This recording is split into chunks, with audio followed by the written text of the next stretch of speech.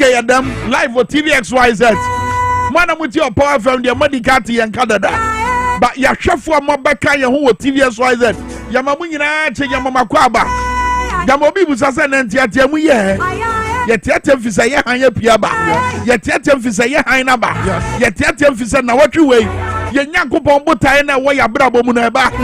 Ebe pure ni so. I'm a nina who and when you never do one dance here. Said a baya on Yamiani when Yamano bad dining with you. And ya brabo no guaso, but most my brabo. And I'll bring Pomebo. Come in some penalty. Yes, but I see a yejuma. Ye besum or mine Ghana. Yes, baby Biera. Yes, yes. Etigradinia who called Dome. Trotro driver would to Camo. I would not come one passengers. Kai said, oh, Haina Pierre at all so. Or Yame Haine that was so a shame. A man saying, you know, do many who Wabra Bonne Baba ye and Cranshansem. A Baba ya Nancy dear. Ashen Yamidina Nimonyam. I had done it then in a summer 40 years. You have a person a different feeling. Okay. Feeling said, be bien you want to be here. Be bien you so many swap or want to be here. Yes. Men person be moto, men person be about drinking, men person better. She said, on your make out one year. I didn't be diabo. A big year. And I'm going to penalty. And there are so many that's what ends. More fire. Men money and nipebi a candidate came over Brabon. No mususu. Say be no na what ye no na wo ye eno ye de nipa aka be de na nyameka de na yakopon o ka de afa me obrepon de na nyameka yakopon e ka kire say sorry yes ne eye woni so ade hunu bi biara si woni so say wo pese wo ye wo abrabo mu wo betimi aye ensie mamba mu buo ensi kwan me da say ye grand chance ma no ebusu DwaboAse Power 97.9 Power 979 Facebook Live TVXYZ Ghana Mediana Kwame Minkah so dey thank you Obrempon na ya band ya ni aba non do pepe ni awie ye ba be somo Obrempon ye na kwaso a ama amanfo amoto ebi mu bisa nsem ahodo efa eye Obuasi e di ade na ekwaso Kwame no krani afie ye ya hyase ade ba ko Obrempon manhunu anamate na si ayamia eye na wotwe ye wie ye de esi Obuasi Kwame e di ade minus one more say omutututu efomagudie ibi ana Kwame omelodium wegu basimu oka minus a omo to mi krata say ometimetu efomagudie when Kwame omo ni to mi krata ye be from say galamsey for it illegal minus okay ye from san ye di omo be hye illegal minus na wometuka no masese omwegu basim almost 300 illegal minus and the Bora Anglo Gold for Wama Suye Anglo Gold so ye a year Jumakua yes mining company Cassia pa one the omu so much from a good so from a good year and on my Jumacha or my Ghana what any Anglo Gold omo concession concession what omu dear one more quality say one more guy who Jumaye okay be 7 years be 8 years Kwame nenso wamo na kasa illegal miners yi wamo na kasa Anglo Gold for site ya okay wamo ko hoyi wamo jai ho adwumaye mfie be ye nwotwe ne enso akire nie enti emranti a wamo wo krom e wo Obuasi na ekomode wom na wamo nwuru ba bi a womode omani be fa no anka womo bowura old site ho na koma kope omano aduane kakra ediaba na Kwame omo dru ho no sojafo a omo bo ban Edima Anglo Gold Ashanti for ni hunu wom Kwame what do you see no soldiers for ne ka omasem okay ma illegal miners for nso a yabu botuo ma enipa be ye enso kopem enkro ahwere wom nko a wom aprepra egu ayaresa be agya ayaresa sesi ano wom so wom ka different story meaning say common na bebre ebi obi aso tenetene ne obi atenene asrafo na etene omonsa yes and afen so illegal miners no so etene omonsa but ade ye underlining factor wa ha eye kom yes ekom ni ohia and afen so ade ba ko so edi akotene eye de ye mra ne ka ekom de wa wonko wi obi board thank you ekom de wa wonko wi obi board frɛ ekom de wa obi sika da form krambo mra wo fa obadwene wo se mra wo mra ne chi wani ubedi yes but you see ade ba ko so akoso wo enoma we nyina mu and say mra bi twɛ mo sanka bibi se esia anka presidency in kasa but we in terms one no His Excellency John Dramani Mahama kasama for eye Felix Fosu Kwache what the krata beto abonte na wo moma abusuafo yakọ wabiro mo kire no ma aban na ye eye e dia fa de esi ye e wo Obuasi ho you see enema bi say the NCB Kwame na the asa ye meda ne say one krata no His Excellency the President of the Republic John Dramani Mahama waka say see Anglo Gold Ashanti for one more ewu nyina no wo mayiye no Anglo Gold Ashanti for na be ye afi obi biara o da hospital bullet aka no etu aka no Anglo Gold Ashanti for ba be hwe wom kopem time Kwame wom ho beto wom yesi ense fata enye Kwame nenso ye mu bi no eye ya hom kese ne be say si na president eti ye one thing so no this amra we ababetu ye hu bibi sa chat koso ade tena se enche bia gudi mu nsem beba ba ade ba ko so wo so hunu wabra ye de nkomo kese ne to anim ene se eye national organizer ma NDC amanyoko no Honorable Joseph Yamin Obuasi woni amanfo di nkomo no ye de bebra mo ye be yi atremo and I feel more prate bi omo wom omo ma hwe omo nkwade abusuafo ka nia illegal miners ni bi ka oma manie ye de betum ani mo bra ye koye ni but I said nanso His Excellency John Dramani Mahama omo wapao ebi say omo be ministers no vetting be koso appointment committee ne betena omo adwumadie ne so ene ye is Honorable Agboja Governance ye be vet no ye is Honorable Haruna Idrisu ye be vet no ye is Honorable Eric Opoku ye be vet no Sami Jemfi minister ono ye vet no ya ira koku nye minister ono ye vet no but another controversy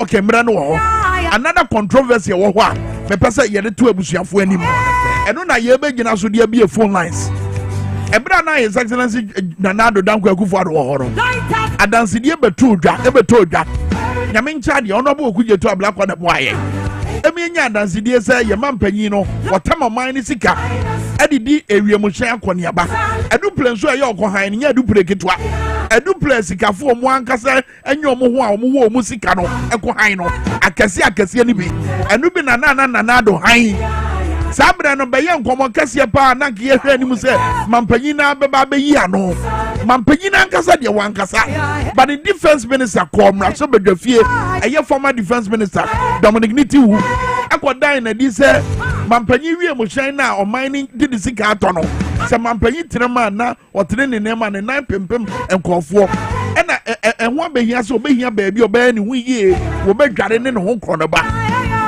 okay like you dream say onka enkomo no hano no like you dream say said Ghana for akasa no ka mampanyi betwa to obetwa so wen twa so wo koso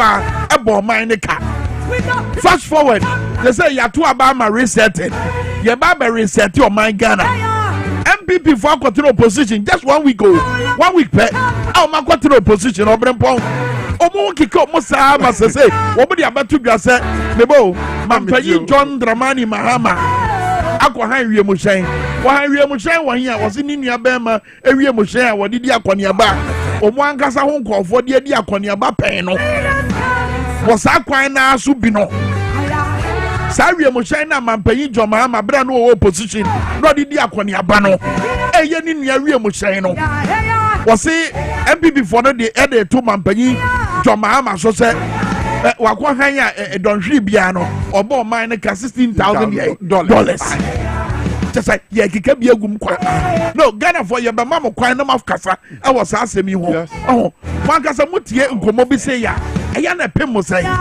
in fact Felix Fosu Kwache nya bre abechechire mu a che se mampanyi wie mo hyen na wo se wo munya no sabre omo toto no ma bi His Excellency John Mahama pay information bi na article 10 bi a Anthony Akwe atwere dia fa ho we security analyst a what dine this mama mpanyi entum di contentem enkotena sa wie mo hyen no security advisor on dem no and nienti a mampanyi enya nkotena o man ni wie mo hyen no because of security issues what did the American say and I was ye ni nua be ma wie mo hyen we hia enye rocket science It is a wodwini bebrebe dabi. Wo hia suit say ya ana prophet bi so no na meka njo say eni nua mu hyen ko ade Ibrahim Mahama wotimi titi gwatamu de che o my Ghana obetimi dia mani nua no say won fani ankwa wa bra it will not come at a cost to the nation Kwame de wo mu say sa wiem sen ya ye pese tiefo ne ahwefo nyina ahwe ya no pe no mutie ye say MPP amanyoko yi e wa ba mu nyina no mu yusu wiem sen ko amwa na nyomu nua kra ne Ibrahim Mahama no mu yusu sa wiem sen e de omunyuma ahodo de kwabrechire ba etie mu so mu se no mu tua na se no mu tua eye no mu gina so de aka se enam se ne etua nti e bi John Mahama tua na se otua mo mu yusu ni matua okay eti se John Mahama yusu kra na se otua Kwame ni sini to eto ni say which is not the case and for adwen kra me ayasem bisa Kwame ayasem bisa na me bisa ni nua plane si ho de aban na to no eno tama ye wo ho no kura na president na dan kwakufu ado so no o mo se ne nan pempem wo ntimi nya ne ho yie wom enti ne say yusu oman ni sika at the rent jet foforo etua over $17,000 to $18,000 per hour. That's right. My president me you soon be 3 days. At the end rounds for my Ghana ha. Kwame aden ye pese ye sase tumfu tuo e de go my Ghana fo ni wo bere ko ahwe ani ho. And on the question ye nyina so na ye ma manfo emra nkomo ni mo. Wa bra bono nsia pa ho sima aduasa enkro ye nkomo kase nie.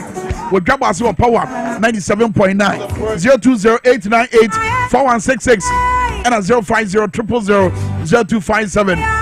Ufra bonite ubodi baby ufra free wakwa asam no so ntentem Kwame ni obrempo na wa first call about obrempo yenko. Hello, good morning. Minia udidi sana infa na akasa fi me pastor medidi Malam Isa me frasi ko mele.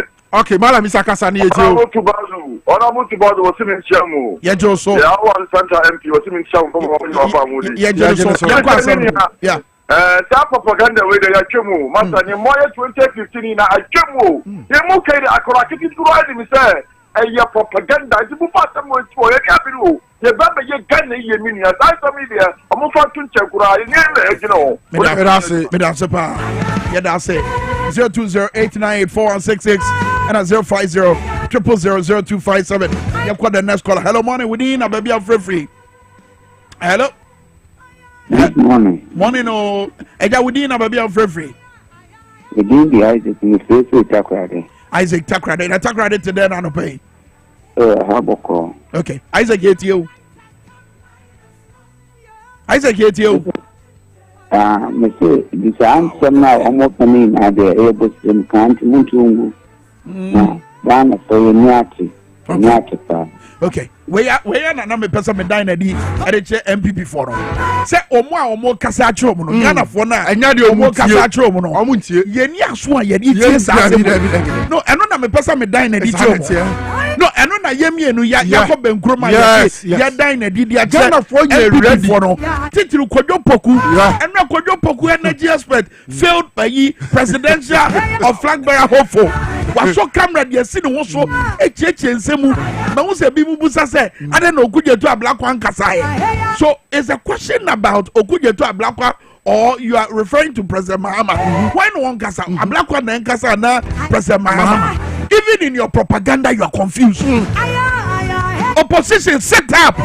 We need a responsible opposition to be able to run this country. Yakwa the next caller. Hello morning, we need a baby of free. Because I'm feeling Nadia Sonia Frost say. Senior Printer. What for you? Bomb you organizer. I'm telling you, issue I'm the other two plane and happen. Yeah. And so one penny a good word, a cow ball man. And one of the almost him.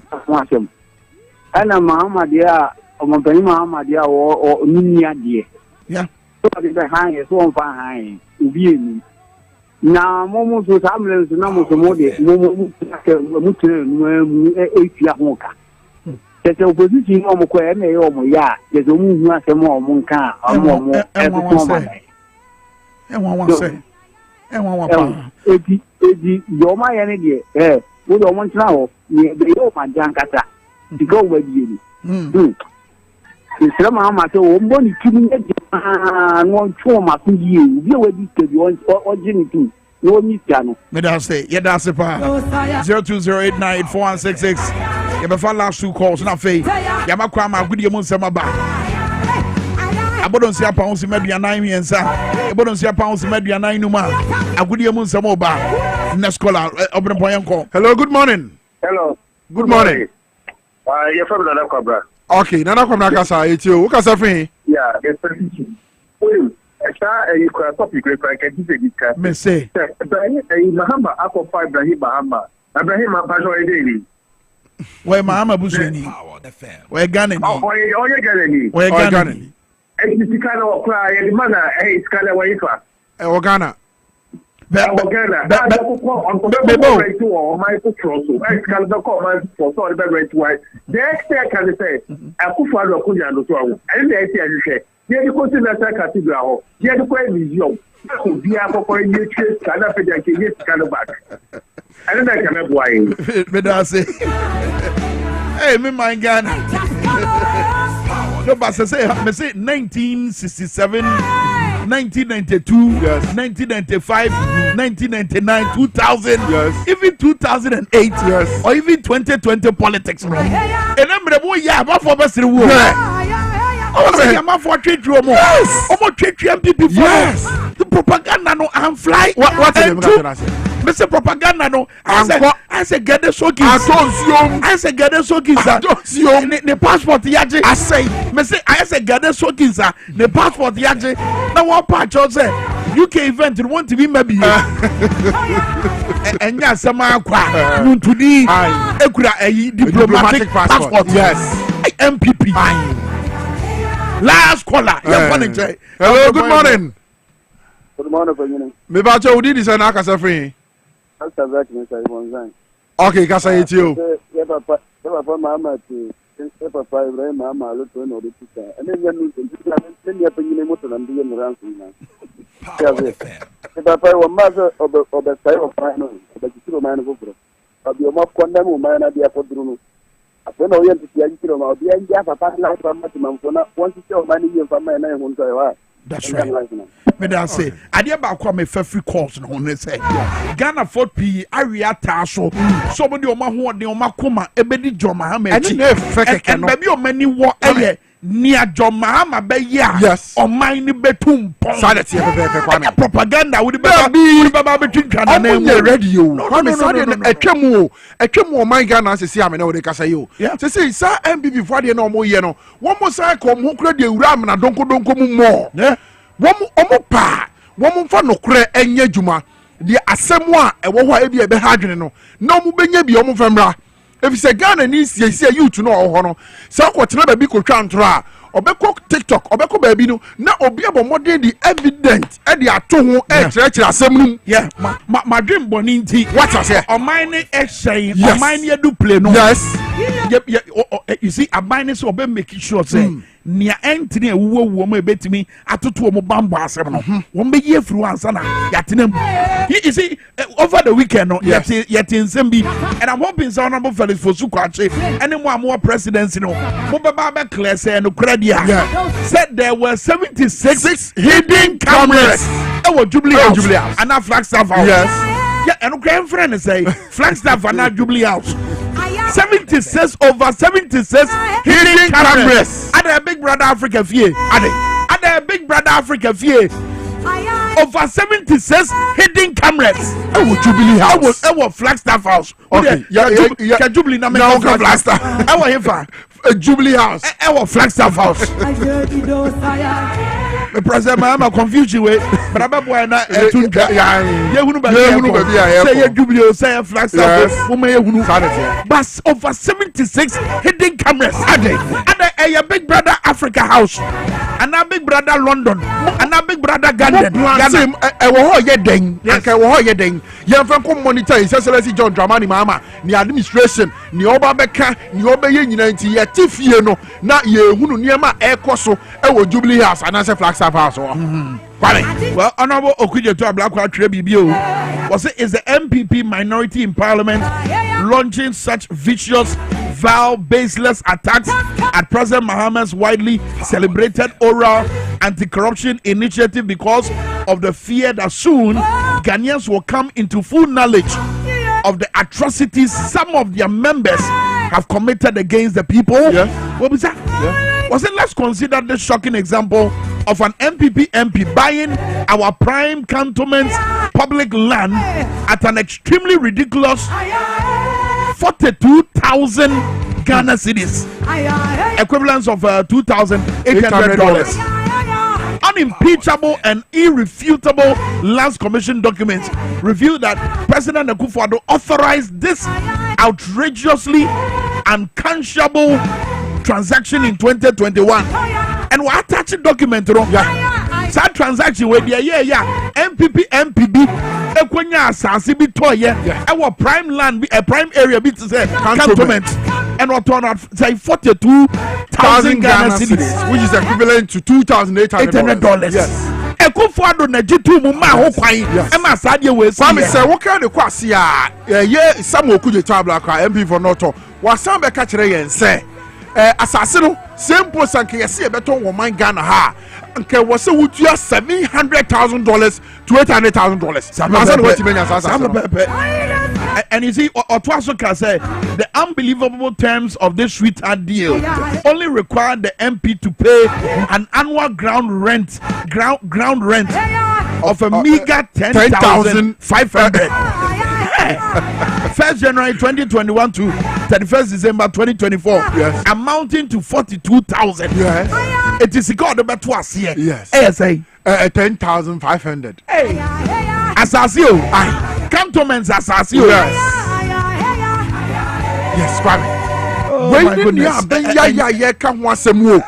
When you may be assassin, $700,000 to $800,000. No, ya to my party me $2,800. Well, anyway, you're finding a boss no see a pounds in medio no. But Kwame Minkah we so a free presidency or Honorable Felix Fosu-Kwakye the fa Obuasi on ye di kan boss one. Yes, I be na ye den koma hodo na ebremu a. Ye be yi videos ahodo e de akyeremo. Na fe so ensem na ebibo kan ye o mama ne boss e de o musi hunu ne course Obuasi no. Ye be dan na di akyeremo. But saying that Felix Fosu-Kwakye eka Wajina President Mahama Nemu eka say the government wishes to express deep regret over the tragic loss of 8 lives said to be illegal miners following a violent clash at the mining site in Obuasi. In response to the unfortunate incident, President John Dramani Mahama has ordered an immediate investigation to determine the circumstances surrounding the clashes and ensure that any individual found to have acted unlawfully are brought to justice. Government has meanwhile asked the management of Anglo Gold Ashanti to bear the medical expenses of the injured individuals fully and to facilitate the burial arrangement for those who have lost their lives. The security agencies have also been tasked to take prompt action to restore peace in the area and implement measures to prevent similar occurrences. We are Krata a free presidency communications. Felix Fosu-Kwakye, acting spokesperson to President John Dramani Mahama. All right, the brass was here. Good evening, Sambabra. We both tell Atenase Samson funding so I grado on a beautiful Monday morning in Shankwa. Funny near about me watching. Maybe I'm going there. I'm fantastic Monday morning. I just said, Charlie. I know what cartons and as a no castle. Obuasi issue need Charlie. And we could be beard. Oh, and then be no be day. So could be beard. Now be day. Charlie. As I'm now on what on top. Very sad. Very sad. Very sad. But a good step for at least for the first time in many years. A see a presidency. It can be a phone. Good. Yeah. Good. Anyway, save it up here and new post. Oh, of course. Very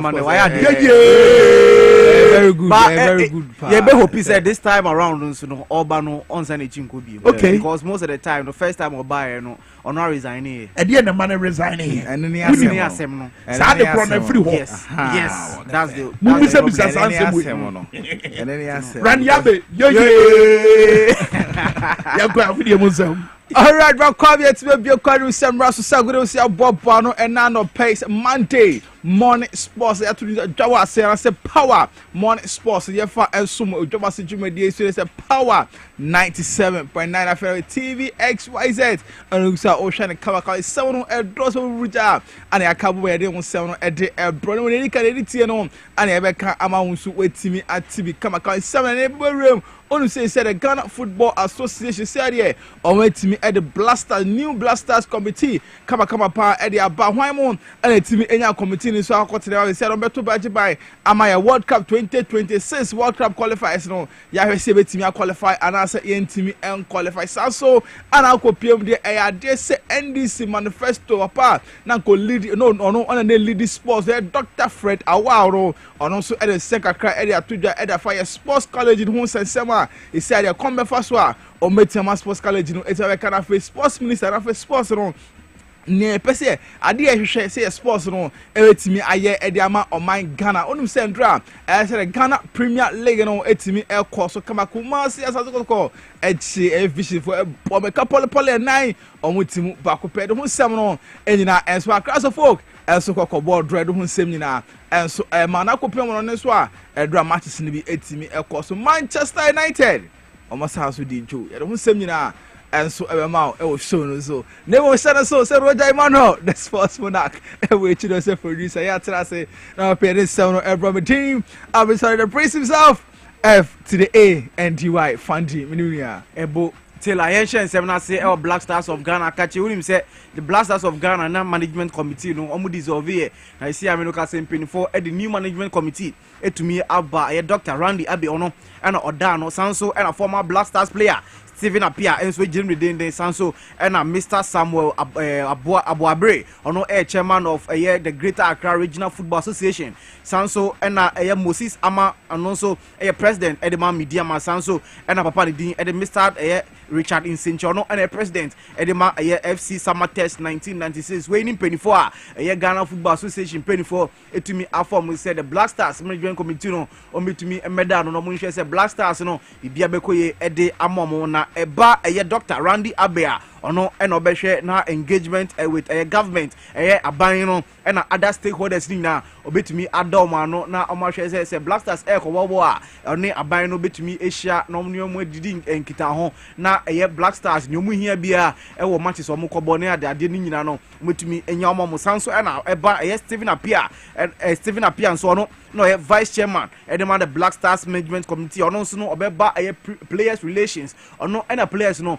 obeba omo pan na wahwe ne etumi players na wetumi enso ediamo mo sanso and eba Mr. Samuel Abuabre any Mr. Samuel Abuabre any Moses Ama Moses Amanso a ono ombehwe se ono so no sponsors partners and collaborators eba Ghana Football Association and the Black Stars of Ghana we say Kofi Ebre who sponsor the Black Stars of Ghana Mr. Samuel Abuabre and Moses Ama omo edombehwe na sponsors na they dey nyina motumi abon board no motumi abua the Black Stars of Ghana sounds and Mr. Richard Insenchodia ono president edema Summer Test 96 ono so eka committee ni wa ono so ebetumi abua committee na oni say Black Stars of Ghana match your Chad and Madagascar we qualification edema World Cup 2026 USA Canada and Mexico intino ye hwe nim say mrante no betumi qualify na new management committee a omo de aba no omo say omo hwe nim na World Cup Black Stars ye bono and say World Cup qualification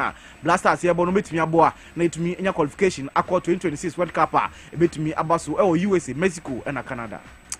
Yegusu the national issues and PM our national under 17 Emano and so Akachi. When you said nearby, on said Nanwata, they said the first time Wafu Zombie and a 17 girls said to me a course known as a Ghana, any team a host to Ghana Soccer of Excellence, no, any team a course for Ghana, any team edition now so I've won a team PM of finals no penalties, any team a corner Ghana, a Nigeria, a bomb, a couple of Polinum, a Mutimu and Mutimu and 9 and so Honoma Ghana, a team FIFA crew and seen in for the first time. And so Honania Pan is here in Yakup in Pennyform. I'm a quine say coach and I do that quite I'm a quine say on for players Makuma 30 players so more and then Brana say Ghana Man Soccer Festival and some brim next on for camping and Sheso and Fama and Yami international matches via on bet me and so an tournament via on bet me and so a quantity say Yami do is here in Maria Makuma 30 social screen so and no and a really kama and so our hon with some players when you know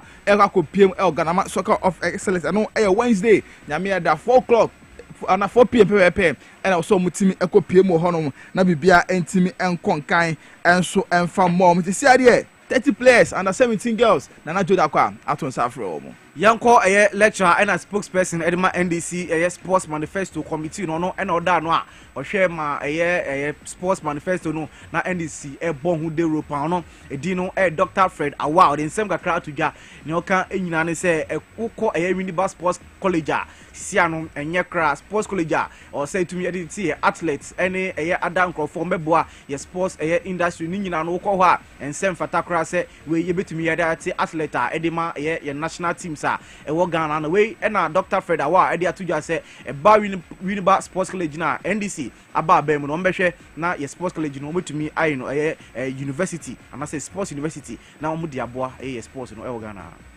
So as part of the activities towards the elections, my team and I went in there, and then we had, I think we made a documentary that was about some 4 or 5 months ago. Sincerely, the place wasn't a true reflection of what anyone would call a national sports college. The hostel facilities that were built intending to host sports persons at the college now are being used as hostels for the University of Education as a source of internally generated fund. Now you would find places that were earmarked for hockey. Trees have overgrown. The traditional plan for the soccer pitches, there are 4. Now it's only 1. The rest of the 3 are just bush or forest. The issue of getting a university, you would need a charter, and that largely has to do with the Ghana Education Trust Fund, the processes of converting it for a national sports college to a university. It's a whole process, and that shouldn't be difficult to do. The reality is that the space is enough for every kind of infrastructure that we would need. And you know, Dr. Fred Awa and Canada, no, Obi, no, I know they to so I can say, Siciano, a bus sports na and Fasica and from Bre or my Ghana. Into no much him says Cicia sports no, a bet to me a generate cap and revenue. Now, dear Bre or my Ghana. As one who's been with the Manifesto Committee for the past 4 years, the thinking of the National Democratic Congress now in power is that we are looking at sports not just as a product of recreation. That's why you see sports and recreation. So we're looking at competitive sports. We're looking at sports also as a tool for recreation, and we're also looking at sports as an avenue for creating revenue for the country. Currently, we have just 4% of GDP coming out of sports, and the thinking of the NDC is that we can do more to generate more funds through the sporting sector. So, Fred Awa and Canada, or a lecturer and a Sansoye spokesperson, Edema NDC Manifesto Committee, or Boyapa and my NDC, or Mutumi spread day information on sports.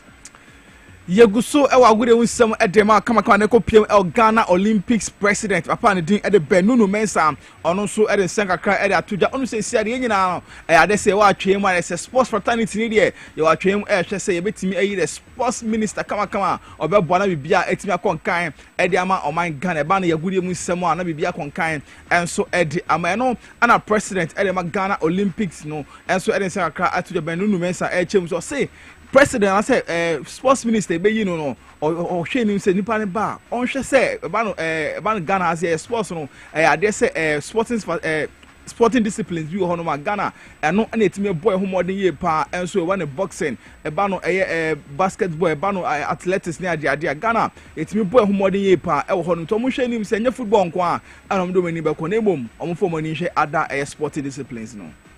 And this has been a long running challenge that subsequent governments have had. I wouldn't say it was only with the last government. It had happened even in the previous government when we were in power. Expectations of Ghanaians at tournament is so huge, but what we fail to do is to prepare for those tournaments. The biggest problem or the biggest challenge that the sports community has always had is funding. We're in a country where a lot of people think that sports is just football. If you're a minister who understands sports development, and you understand the fact that you as the leader need to give equal opportunity to every Ghanaian child who is talented in one sporting discipline or the other, or it is your duty to make sure that the Ghanaian child whose God-given talent is in table tennis is helped by you, the leader, to achieve each or a dream, then yes, you would want to solve the problem of football. Eno some Benunu Mensa and so Eda Tuja Eda Command the sports minister, you be Yanko Ghana Premier League match day 17. After match day 17 over the weekend, match said to me quarter for results and for Emma Modiani City. Summer test, Omutina Fee, any a class of folk, able goalless draw. Sanso and a breakum Chelsea, Omutina Fee, Echi Midiama, a bomber Camino, Midiame to me, Etimu Bakwa, Santi Kotoko, and so Etis Ababaya, a group of Maso, Omuchi, a Vision FC, a bomber Kana, Mutum Etimu Bako Sanso, and a Hearts of Lions, and so Etina Fee, Nations FC, a bomber Kabakwa, Omen to me anti Legon Cities, and so Echi Dreams FC, a bomber coming, and someone to me anti B, Sanso and Young Apostles, and so any Beche United, able goalless draw, Accra Lions, and so Etina Fee, Emma Bibiani Gold Stars, Echi Shom, so a bomber coming, Sam. Omen to me anti Sanso and in Satraman and so Echi Karela United Ebo Mekabakwa Omen to me anti Holy Stars and so any Adriana Stars and so Ebo 1-1 draw. We see anon Oba Ghana Premier League table no so Sene City Bibiani Gold Stars and we ready kaya over 33 points Sanso and a Nations FC or the second position or 32 points Eba third position now Asante Kotoko and so any this or 31 points Sanso and a fourth position and so a Heart of Lions or 30 points Beche United and so 30 points or a fifth position Sanso and our sixth position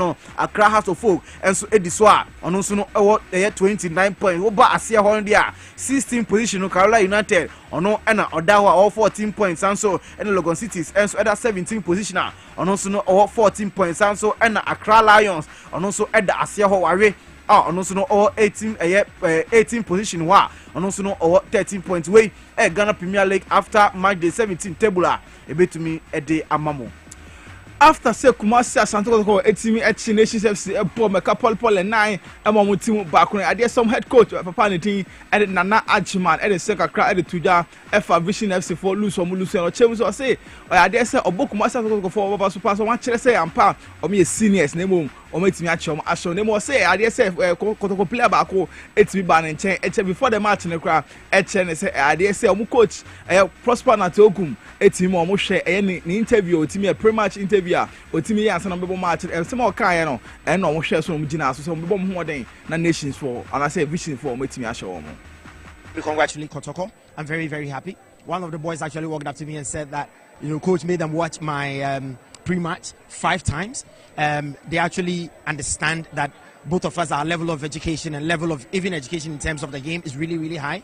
And they actually capitalized on what I said to make sure that they play a good game. I was hoping that my boys were actually going to pick it up and run with it. Unfortunately, they gave Kotoko. Eno Smart Vision head coach na Ajiman edit fuja. Yanko Hearts of Folk head coach Abubakar Watara unim so mo no anko yi omo draw against Samates. Almost kasa match ni ko wie no Abubakar Watara odin sem aka to bia yentie no. Oh, for the history, we repeat. But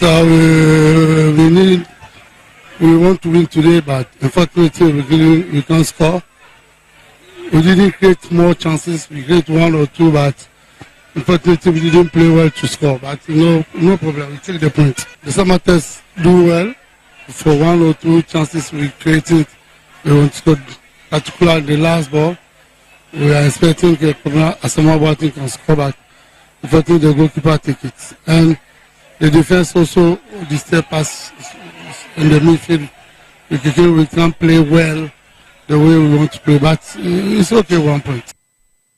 Abubakar Watara head coach Edema Hearts of Folk in Canada no kasa wie no and a head coach Edema Samates Christopher Enin also ekasa after the draw neck off.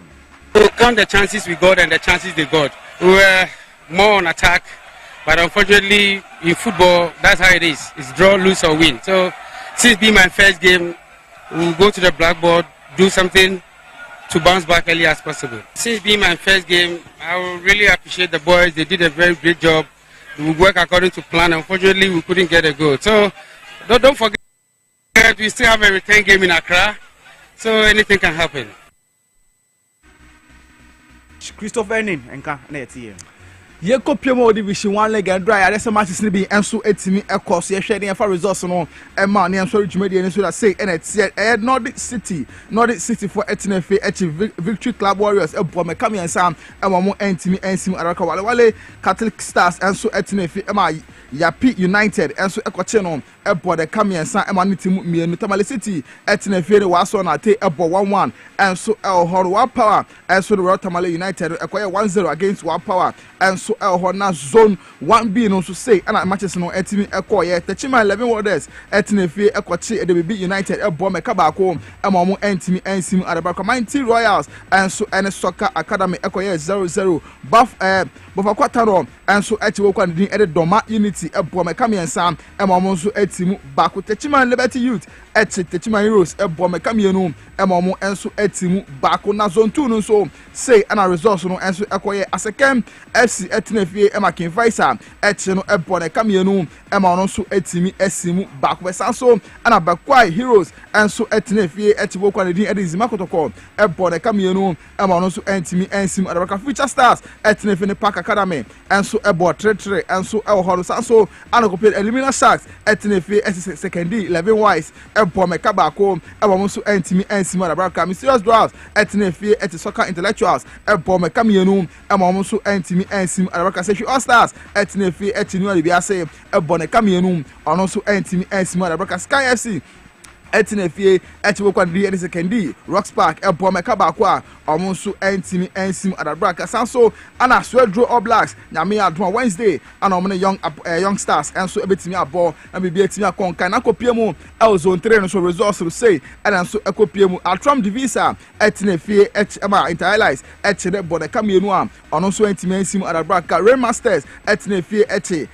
Akachi All Stars Ebone Kamienu ema no so entimi ensim Araka Sempefi Etinefe Eti Golden Kings Ebone Kabakwa wentimi ensim Araka Kings Palace Etinefe Eti FC Nania Ebone Kamienu ono so etimu back home sanso anakopina Home Stars and Great Olympics ekwaye 0-0 and so El Horn True Democracy Eti Ko United Ebone Kamienu emani timu back sanso ana Hoho United Etinefe Eti Kotoku Royals Ebome Kapole and 9 emomo so etimu back nyame adoma Monday na God FC and so any Pop City and so and the boy our Division 1 league no and so a course on kama and so El Hornemo yemre no kopant na ma kwana sa gudi mu se wo bode na no pe no ye fa ni nyina ensu na se Kwame enso eto aso from na DwaboAse dumile no nto aso ma ti so se Roger Emmanuel the sports monarch ebu echi do se producer na yetena se no pe se the Robertin Armage to praise himself F to the A ADY Fanti meaning Ebo Taylor Batmekoro Mekai Obuasi Ndra Brighton for Manchester United Echo Brighton no we trouble ho Brighton 3-1 fe na mo ana was so mo twa mo Brighton ba was so mo Brighton ba mo coach ni kasayo how was they but mo entie Ruben Amorim esa ye ba ye be din koma ho do na sa o pesa o ba bantem obetima bo why 6:45 any more time obantem obetima bo agudi amonsam ne ade bera mo no wote ebotela na fenso fandi se wode omode nkomo no ebra bushafo Kinzuba babia wo bia me mo ache Richard Ofori Ajima aka Kinzuba yeah na eye kwaku bentum the message bi aba na message ne for Kinzuba ho was it Kwame do you know that the Ashanti region really needs a mayor who would deal with the sanitation situation in that part of the country? I quite remember Zuba created the Obuasi City campus of KNUST, whose approval was given on the 27th of October 2013. He established the Obuasi High Court and equipped it in such a manner that Chief Justice Georgina Wood honored by keeping in Obuasi the magistrate and circuit court, which is not the case in other districts. He created the Obuasi Industrial Hub, which appeared in the 2024 manifesto of the NDC. Kwame Samishan Numa Biseya. I see Kumasi needs someone like Kenzuba. Been two message on the bar, no. Also, Kwame over here, Kumasi said, "Where's your fee? Kumasi is dirty and will require his energy." And being a showbiz personality in Kumasi, his lifestyle and understanding the people of Kumasi, Kwame Ebefa. Message or the buy no. I will share MC position in the any DC position. The way I'm off when you have been in the chain, Oko Medina and Pessoa Susua. Yaga say Reverend Shade Henson. We're pure war, but my own short lesson on say. Nidina pure war, Reverend Shade Henson, and I'm also Razak Hussein, so Edia pure war. Guys, I love when you have now say we are MC and now you DC, or your president will best as the center. A people so Omania brepas or Mupesom Yajuma and Ankasa. And Yamia can once yes. A bit more. And one year woman, yes, and one omuko suku. Why is here? Kwame, and one of here, and which are not pay. Make ya a honorable Ebenezer Odumboafo. Okay, I will equip him no concerns or executive member Edema NDC Amonyo Kono. Now, Kwame Ejuma, Honorable Ebenezer. Or your honorable Metro into Towasi. It's the honorable Ebenezer Boafo Odum, equip him no concerns. And Mebuni in a shenim. Say MC, you know, abiding the shining sir, or be baby Yajuman work at him. You can pay you. You know, be a cheap baby. The amount for can you sanity? Yes. Pamika Samedi Moses Clinic and Herbal Center. O madam, o majina Ceylon cinnamon, unim Ceylon cinnamon. O majina Ceylon cinnamon. So, at the Edupa, your friend on Medi Moses garlic capsules. Yes. Now, some Medi Moses garlic capsules. No, one of my Ebuama Mojani dear Frusani ye.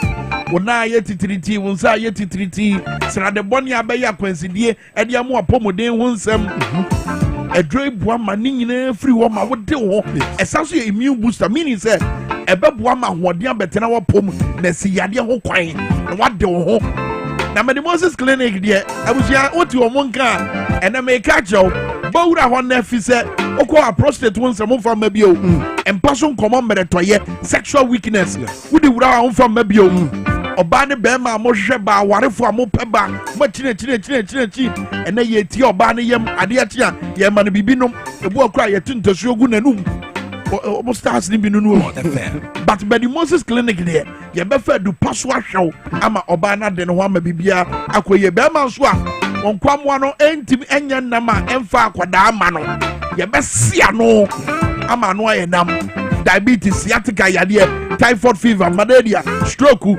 So then you have a Medi Moses Clinic and Herbal Center. You are Adenta barrier, any post station on the Dian and I feel so 8 years of dying. Ghana Highway Authority, Yano, Wakra Ministries, and one or more. A Jake could go to school for the deaf, and no money or Mudin anymore. Kumasi, Ahinema Kokobe, but from 0244 068 447. You have the Concomo Cassiano, but that's not an open.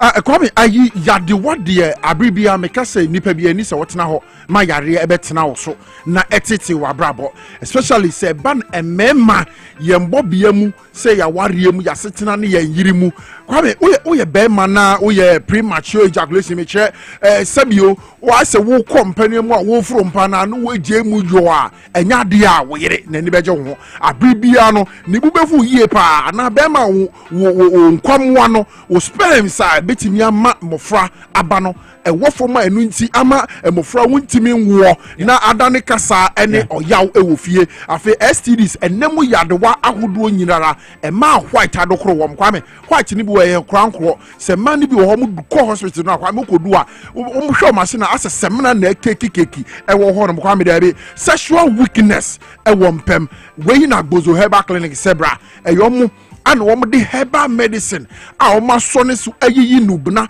papapa a ɛbɛko atia yadewa wei a mabobɔ so nyinaa ɛwɔ nipadua mu na wabɔ mmɔden na afei watumi anya ahoɔden na wode gyina mpa so ɛde abɔ bra no hyɛ ne nso sɛ agbozo herbal clinic ɛwɔ ɛyɛ kwashima close to the chief palace bɔ mmɔden ana numbers a mebɛbɔ yi frɛ wɔm na nkyerɛmu ne nhwehwɛmu bi a ohia na ɔmo mfɛn dɔm 0241 750 828 0241 750 80 anaasɛ 0557 402 696 Kwame. All right, and Krata Anglo Gold Ashanti de beto abontia no mo say yes ampampa basa yo esi ewo omo concession so ampampa nipa hwe omo nkwa no enu nie. Okay, now you maka wom ene no ma omo baye the president no share ne spokesperson say one can na and afen so yeni so no Joseph Yamin national organizer ma NDC amanyoko no okwa Obuasi wo ono ade nani ene na so kohwe etie ye nia ekos wo no ɛdeɛ no ohunu yɛ deɛ no ɔte yɛ gyina ne ohunu yɛ ne deɛ ɔte yɛ no so a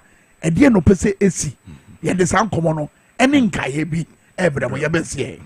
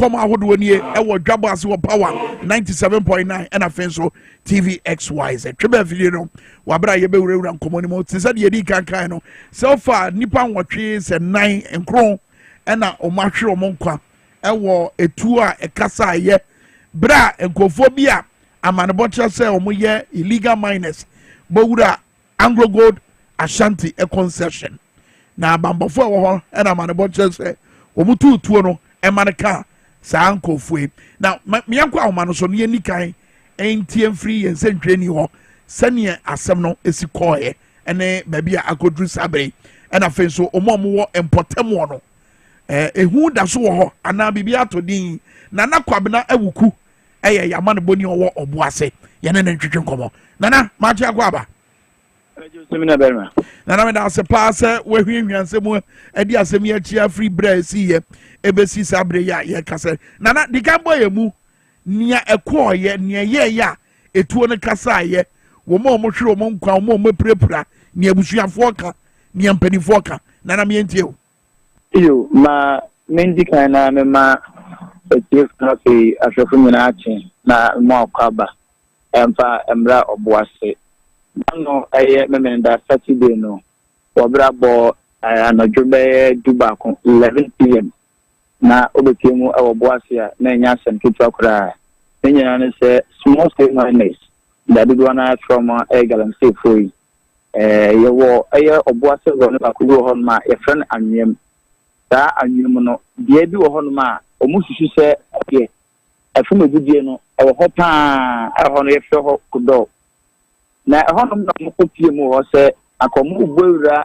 eji eye concession na also akodi gi ho kakra enti ebro mo kodu ho no no ana asrafo mo bo Anglo Ashanti Obuasi mine no ho e ka chom se debi hanom de yen fa ma mo ye yan kene se ura eje concession na modidi honum moya sa matumra enya bra kwan so so asrafo no yan na yan ho bekire ne senti munfi honum na bonko ene na so ma ye omo ye guarantee for se e koma to mate oma ka eje fo emu omo ne senti omo twa eye net ana se counter na eje fo de eti pampin ana so meda de ban no omo twani nyina na mowura egie mind mo be bi e fan ko do no omo wura honom na ma akoye guarantee ana so makotu e fan be bi no bi o honom ena na so ma eya asafo no sadia yenso ye ntene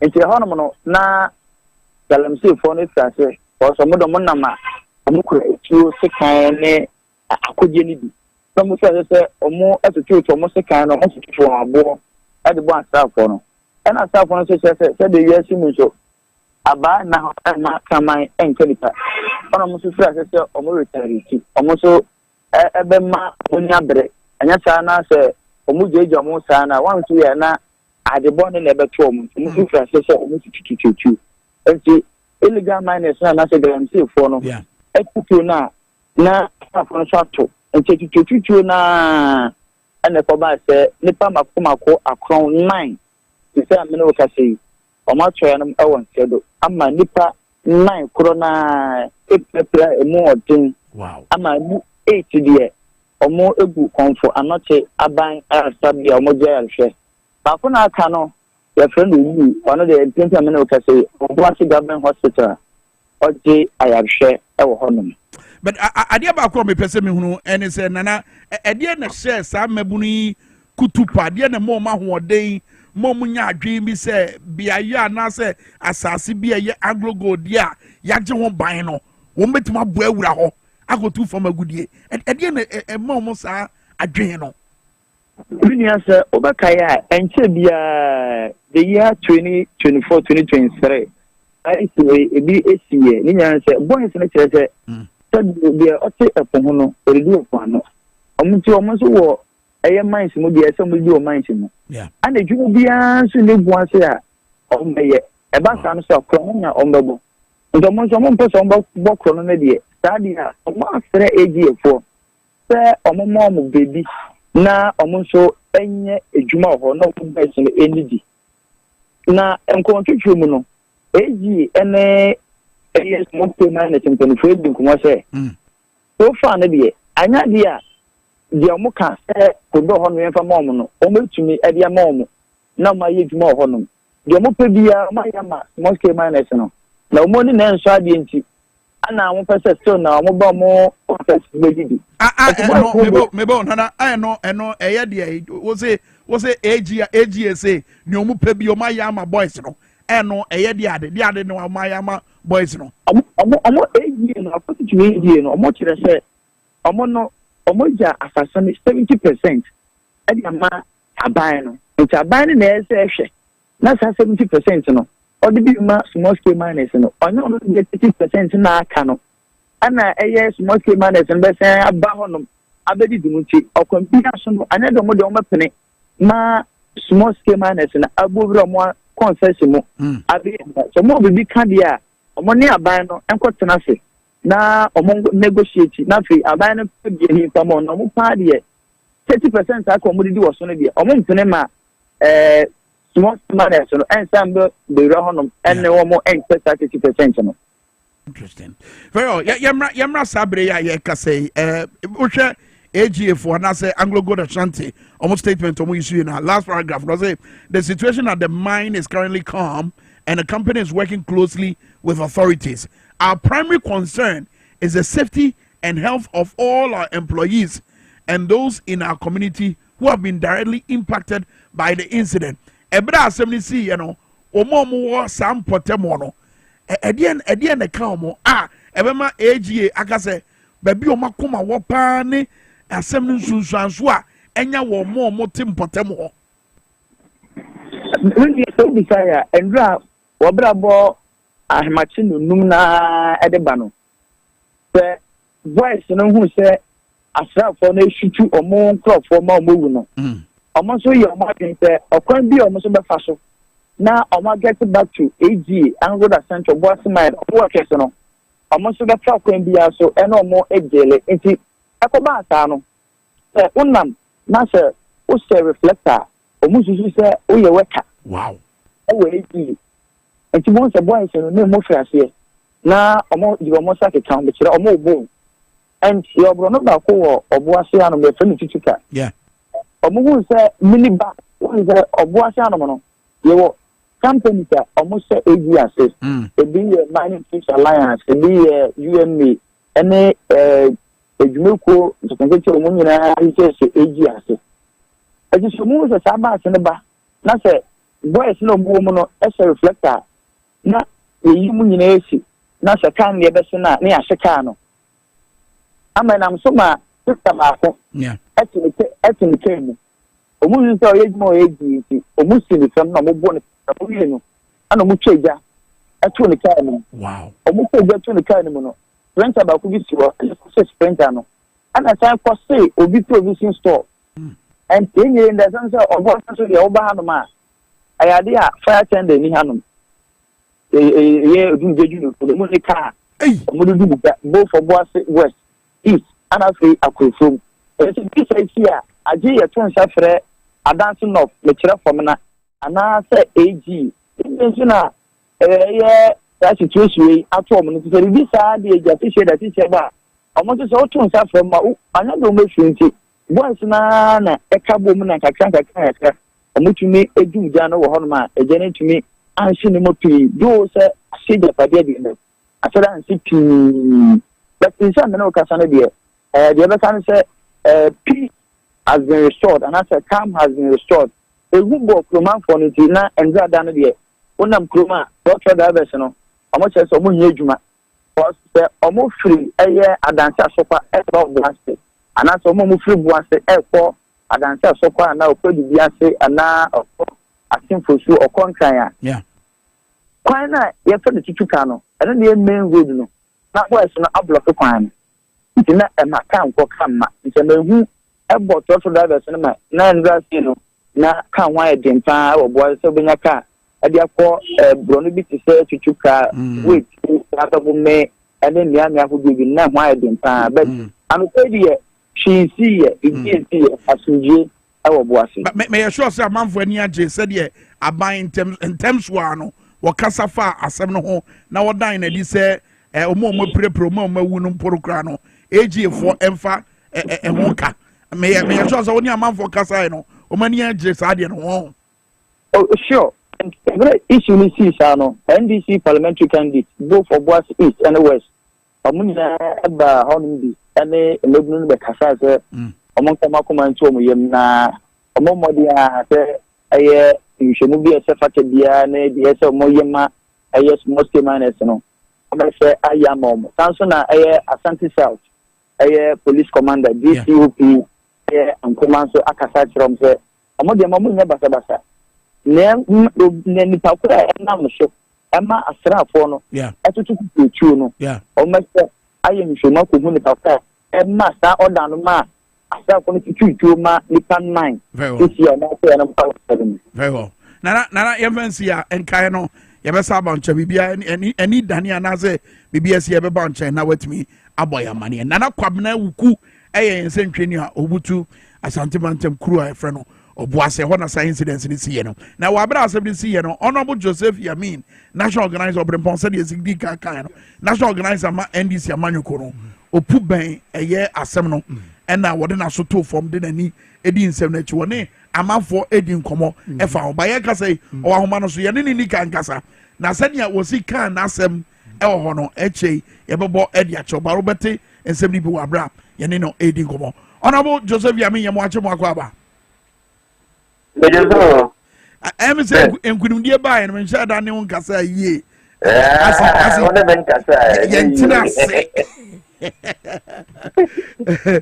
couldn't you buy the end so pressure womb pressure what year a year and common year pa and I'm sure so wow when you was at any the situation for yourself at least first hand information the underlying factor a come meburi ena emo epini ben Anglo Gold Ashanti mining concession say ye go to from agudi bi say be ya yeso kakra betimi akoya no wabra woni mebunu ne kasa ye ne Anglo Gold mpanifo etwetwe nkomo no what immediately jumped at you based on your course one.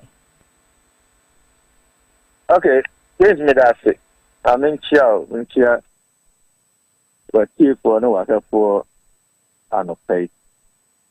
That you did say first time in the year, kasa. Yeah.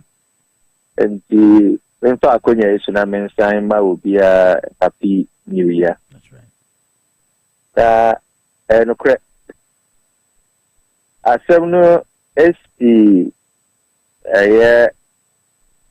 and actually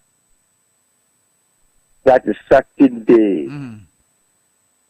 Around 9 to 12 midnight. Okay. And the Yanumbi take the signal from there 10 o'clock. But don't say there were cars, so we're following up on development. That's right. But until actually be now a true picture of what is happening unless one kasawako tema Mrs. Free and kind Ahumachi at the call Masa to us called Obuasi. Na a cock of hair near air coastal. The only Musadia Okano. Yeah. A com like you said. And I resort to into near SC. But I am more to do with politics, which my reporter, Madam after me free Obuasi to the president. I said immediately no we should set up a committee or a commission to look into the matter. Wow. Politics. I'm also president at the Juma. Just after 1 hour of briefing, Yeah. the announcement was made. Now, politics, the entire be raising politics in it. And I'm sure that committee will unravel these suspicions. And it's a first time one illegal miners are trying to invade that concession. Concession, an abandoned concession by AGA. Abandoned that just to go to know. But as a company. So as a barricade, fence, yes, for a reason, and the reason is that if you are Juma say,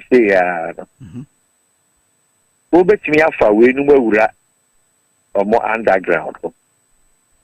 Internet says security wise, even if near Juma or Hokranoa, they can't open up a corner because over family main concession. But the small scale miners so are also looking for the beer or Mosubeye or Juma. Most at times, they try to enter this area abandoned because you're near Juma beer or home. Now, under MPP administration, and mostly party network power try to get to that area to also try and mine because it's a restricted area. So the over here some political influence to be able to get there. An authorization. And under MPP, at least 2 times, and or more small scale miners are more affiliated with the MPP. Or more invade concession. Very powerful. I think the first ones are almost about 600 people, minus. And a next from where no more. Now, invade yes, you're more quiet. I'm just giving you the story. Okay. Omako Uraho, Omotimia Uraho, Omako underground. Soldier for far Bampo movie. They went down there and escorted Tankophone and brought them out. The second one, about 250 people also went there. I underground how crowded. A bobo mutu and answer commercial or more on my OBM. But they brought all of them out and the random nobody a Domako court near the Barada. What can you do to them? They are only invaders or intruders. And yet then similar art the Kosua. I know the same soldiers no moko form no moko fat microphone with you will open fire on miners or monso if they be or my banyaba so they want to enter there. I want to politics near the room, but when the committee sits down, we'll get to this end of the report. But whoa, my banyaba concessioner, enye ye dia nembum eye company bidia. Our major to I yaje ho buying. Yes, whether MPP or NDC, Sadia no fasho. No, yeah, Fasho, I think I any never could you know and Korana. But is that the reaction to the action? Okay. That is what we are talking about. There, Omo Wuram. From 4 cry, ma'am, now, Obun the local police station, and Marano estate after the hospital no ko tritino. That's right. And so now the number. What does that mean? What it means is that you are not supposed to torture that person. You can't say you can't say anything. Now the neighbor not to cry. You don't know the hospital one for more hoka. And let's assume so much Korea concession. Must they be ordered to shoot and kill? That's what you are telling me. Until we don't support it, whether a MPP or a NDC. So we will stop them from doing what they want to do. And there's one of the recommendations that Mediama.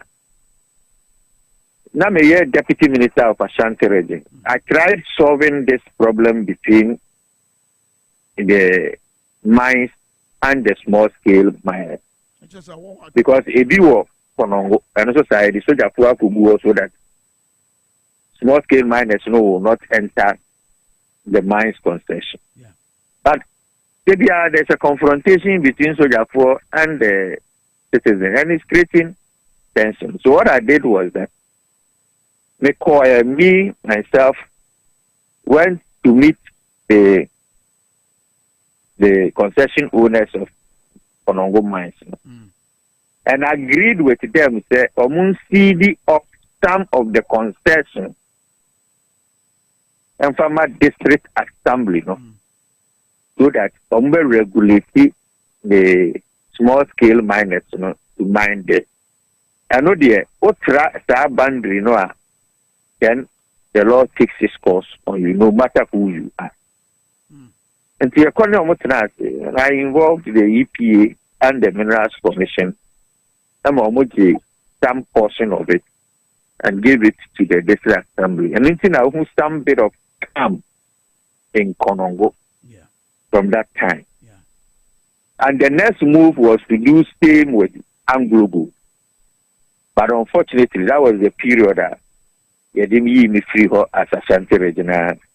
And I still think that they are here because Anglo Gold has taken over all the Obuasi concessions.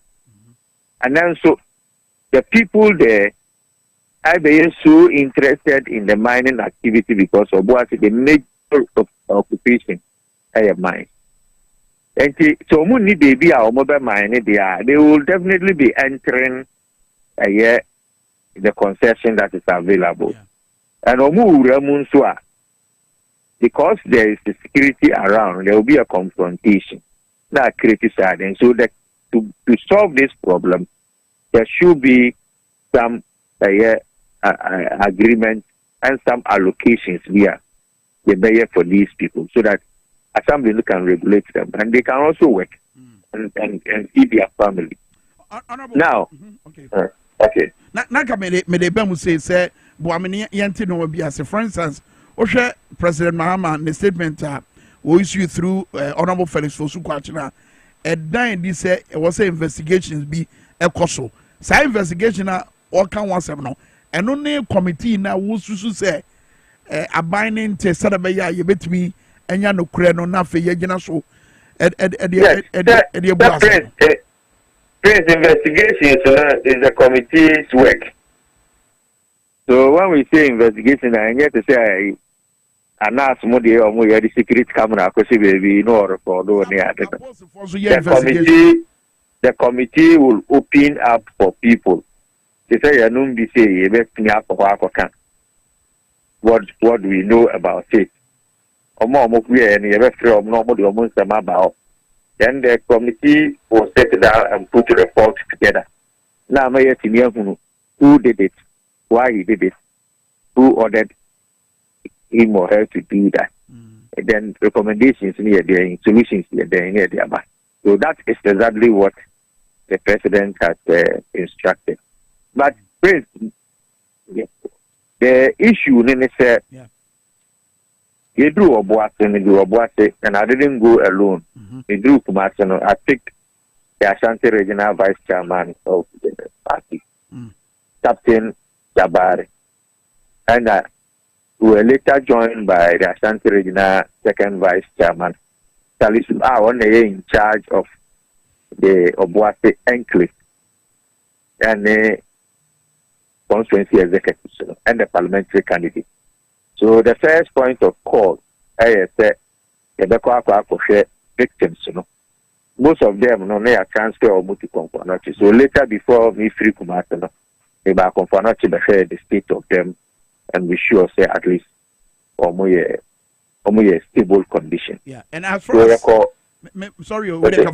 as far as victims are concerned, another major concern I was Anglo Gold Ashanti statement. May they compare presidency now. Presidency, say na bear the medical expenses of injured individuals. And I feel so.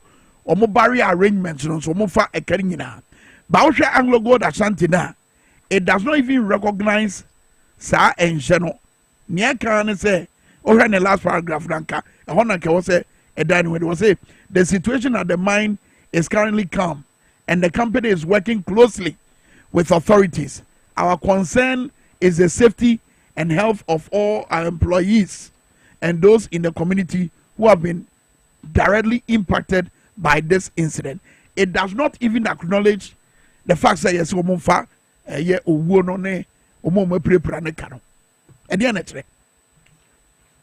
this one there, I can't comment on it. Maybe the statement, was not big enough to accommodate that sentence. But as to whether I ignore that directive from the president, very difficult. Because number one, they have even breached the mining international and local mining law on community engagement. It's a serious thing.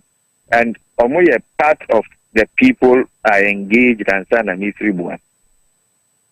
Before everything, before I left Obuasi, Yakoko engaged the leadership of AGE, myself, Captain Jabari, and parliamentary candidate for Obuasi, Abuaji. Asia, the HR, in fact, the MD was not there, but was joining on Zoom.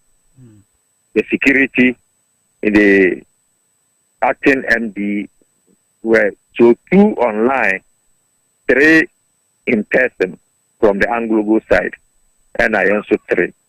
And we discussed all these things, including the funeral and burial arrangement. So I am surprised that I'm finding itself its way into the statement. But as to whether say finding you am finding, whether they can go against the president directly today, that is something that is very difficult for them to do. But we went in there to listen to their side of the story.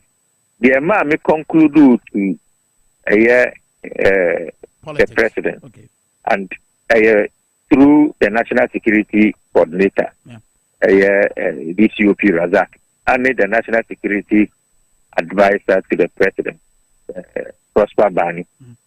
And I gave them this when I was leaving. There's conflicting statements on the part of the police and the military who did the massacre. And immediately, there should be a statement establishing an investigation into the matter. So, okay, police, military statement, policing issue statement, or issue a Minyanhui. But the military have come to, and it's normal, military front, and this thing will have to end. That is why the committee will sit down, will make sure that this issue of Yasori and Ukraine 20 order we will get to whoever is responsible for that at the end, and make sure that that person is punished beyond punished. So that when the people you killed is their taxes. Yeah. Is their taxes. Now, what is the we are? No matter the issue, but statements like that, they are two about things. The people that went there, and AGF one tried to show me drone footages. Because almost say the people were firing at them. I hope that committee in Tunisia they will bring that footage. Me, I'm a catcher of my friend. Where is the gunshot? Na ye mugina hono na ye tutu na mo aye tu free ho de abre munyane na mugina hono mo no. You think that two and mugina? And you are narrating it out there, can microphone by with arms. Meanwhile, the people came unharmed. Okay. Honorable, said about a beboa at year for any other for no. Yentie a year a man for no mobako, a year mebunu mubakwana, one narrative or deal no, Ediache and Centrophobia, no more a Casajan, one so mammy, not nine to Mussie. And she only said, under that about 10 and I do. And they say a cost of one, near Papa pay and maybe an and to your boy, you could have a chisel and a hammer the boy. And to your inside one, a quite the car quite the Mucasia. To you look at when my friend I caught the dear Yaman and a day. I mean, I did chisel hammer, you did to our friend here. And to your go to your do car find Musena and a soldier for the buy. It is soldier for the bedroom on a packet distance. Soldier for the bedroom on a packet distance. Ya approach soldiers in any answer mass PC. And you pay for Mudi and Muno, be a book to say. Say, I will be a book to be. And will be a pagan is a saying. And Tiamwa, Yamudi and Nimon dear, soldier for this play, I machine gun on you. And yes, I want a shot in Yamumo, a straight gun. Straight. So a bass and Yena Yagane. What I say, don't know so I found Lemono, a fat. And you wouldn't say that you don't have still soldier for the fire. And yes, all people here say and I say, and you straight bullets in the soldier for the fire. Without no reason, Yanyashi and say, yeah, Yanyashi, me and I make us as and say, I pro and a soldier for the boy. I didn't want to do a soldier for the dream. Susuboni ne na ka uso jani enka wunua akọ na nuaduane a ede na nka wuko kukunua na ni blodi na wo no ho ban no na se okọ a wo no ho na betena Ghana ha na boys ni bia na ewo mining concession no omumu ba ko ne ensentwe for kasaba honorable we ye de abo atie for ni ahwefo de asoja for no so kan ye mo no tofa obrempo quickly. Okay, nti Kwame say ye share the soldiers for months some of the Ababa to Ghana just na 19th of January 2025 another year number was issued by the Department of Public Relations General Headquarters Bema Camp Accra. Kwame say illegal miners fire at troops on duty at Anglo Gold Ashanti mines. Nti Kwame ye kan krata say on Saturday 18 January 2025 at about 23 hours, which is 11 p.m. illegal miners numbering about 60 breached the Anglo Gold Ashanti mine security fence and intruded at Coach D or ramp. The aim of the illegal miners was to enter the deep decline of the mines. The military patrol deployed on Operation Hall 2 duties at the mentioned location were fired upon by the illegal miners when the soldiers tried to stop them from assessing the deep decline. Okay. It would say Asra for the statement. Yes. Honorable Kwame Minkah. Yes. Asra for no say omo fire at them. But hono na be bone of contention. Yes. It's honorable the crack and say ebe kwa go say. Like I said, investigations, will unravel the mystery behind this massacre. Yes. But let me state it even before Ansana. I don't know why our military issues a statement. And when we finally get to the bottom of the matter, professionalism is one hallmark of a military of a country. And to be bia or this professionalism no from beyond needs to be dealt with. Number one, the beer and niho in the video they have provided. Yeah. Express and Crofono issue to at the military. I know one. So meaning why the military will want to establish that fact, to deceive the public of this very heinous crime. Yeah. Two. Nipana a Hono were not armed. The cocotina woman. The military at the first instance not omuho and na minus equal videos na you share, you know. Nan crofoni chicha a year fence no. No mucha fence. So Omudro no capture the captain of the fence. That is what they were doing. Omo military no ne crop one AG staff ni gina ho na omo hwe omo from a distance. Yeah. At least I watched this video from the AGA head of security's phone. And maybe security background me, and I told them, say, if this is what you say, say, Nankrofone fire at you, it's a lie. There's no gunshot from this video. And to me, video cry, military phone, they analyze the situation. Or more, they make a statement. There is nowhere Nankrofone to back. And so, military statement, in the first place, unwarranted, it is unnecessary, it doesn't make sense. The military is not showing signs of professionalism. Military is trying to cover up. So therefore, no, and Kofu Pierre or Musuono, or Mukate Kakrano or Muramono. So therefore, no blockade or no mujina or manco.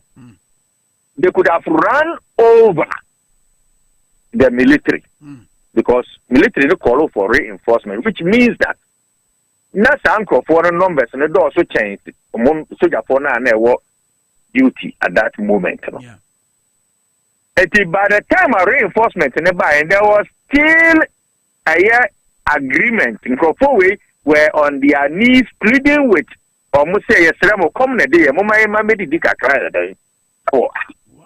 the military on duty at that time were still in a negotiation. Munko. That is all. Thank you for now, mobile in the OP fire. It's not like no fire, no OP, and no winning by almost a day, at the back. The AGA themselves in their briefing. Wow. So that's a fair. So they call for a reinforcement. Reinforcement for the dream can pick up here then. Reinforcement following the best at 2. Why no more or done so won't do? It's what the investigations will unravel. Goodness. Military doesn't take command from anybody, but their top hierarchy. And you never find it out. The command was it from the headquarters? Was it from the central command? Was it from the 4BN commander? Or was it from the commander of the detachment in Obuasi? Interesting. But there wasn't any confrontation leading to the shooting from the military. And the military should not come out there and tell us, say, who shoot you because then go forward, who shoot you back. Look, before I met the security people, AG, we had met the police report. The briefing to me and my team and said the free one. So just that there wasn't any harm on the side of the miners. Very well. I'm sure, sir. Investigations here, President Mahama indicated say ebe koso no ede ne nyina beba. But ye brain nti ye fantwene ha na enkai no mrepam no ye ne wese na yetimi ato so. That is party friends. Very well. Honorable Joseph Yamin, national organizer ma NDC amanyoko. Your friend fi say ebra asem ni si ye no brempon se ne onim no. O to anamo efo of Obuasi e de ko Obuasi. Yes. And okwa seteni situation for himself and ne nkofo ano ne wo nam. And kaiso dan na di say wone Anglo Gold Ashanti for di nkomo e mo di omo CCTV footages e de kire. And it is on the basis of sound common near what free Oma ye tutu no bo be actual monkwano. Yes. And that we arrive at ne na drink say I was say hwehwemu kase bi ye den eba ekwaso. Yes. If we say the hwehwemu no na ba me hunu near order sa reinforcement na Anglo Gold bambofo no from so omumbra so omututuo no.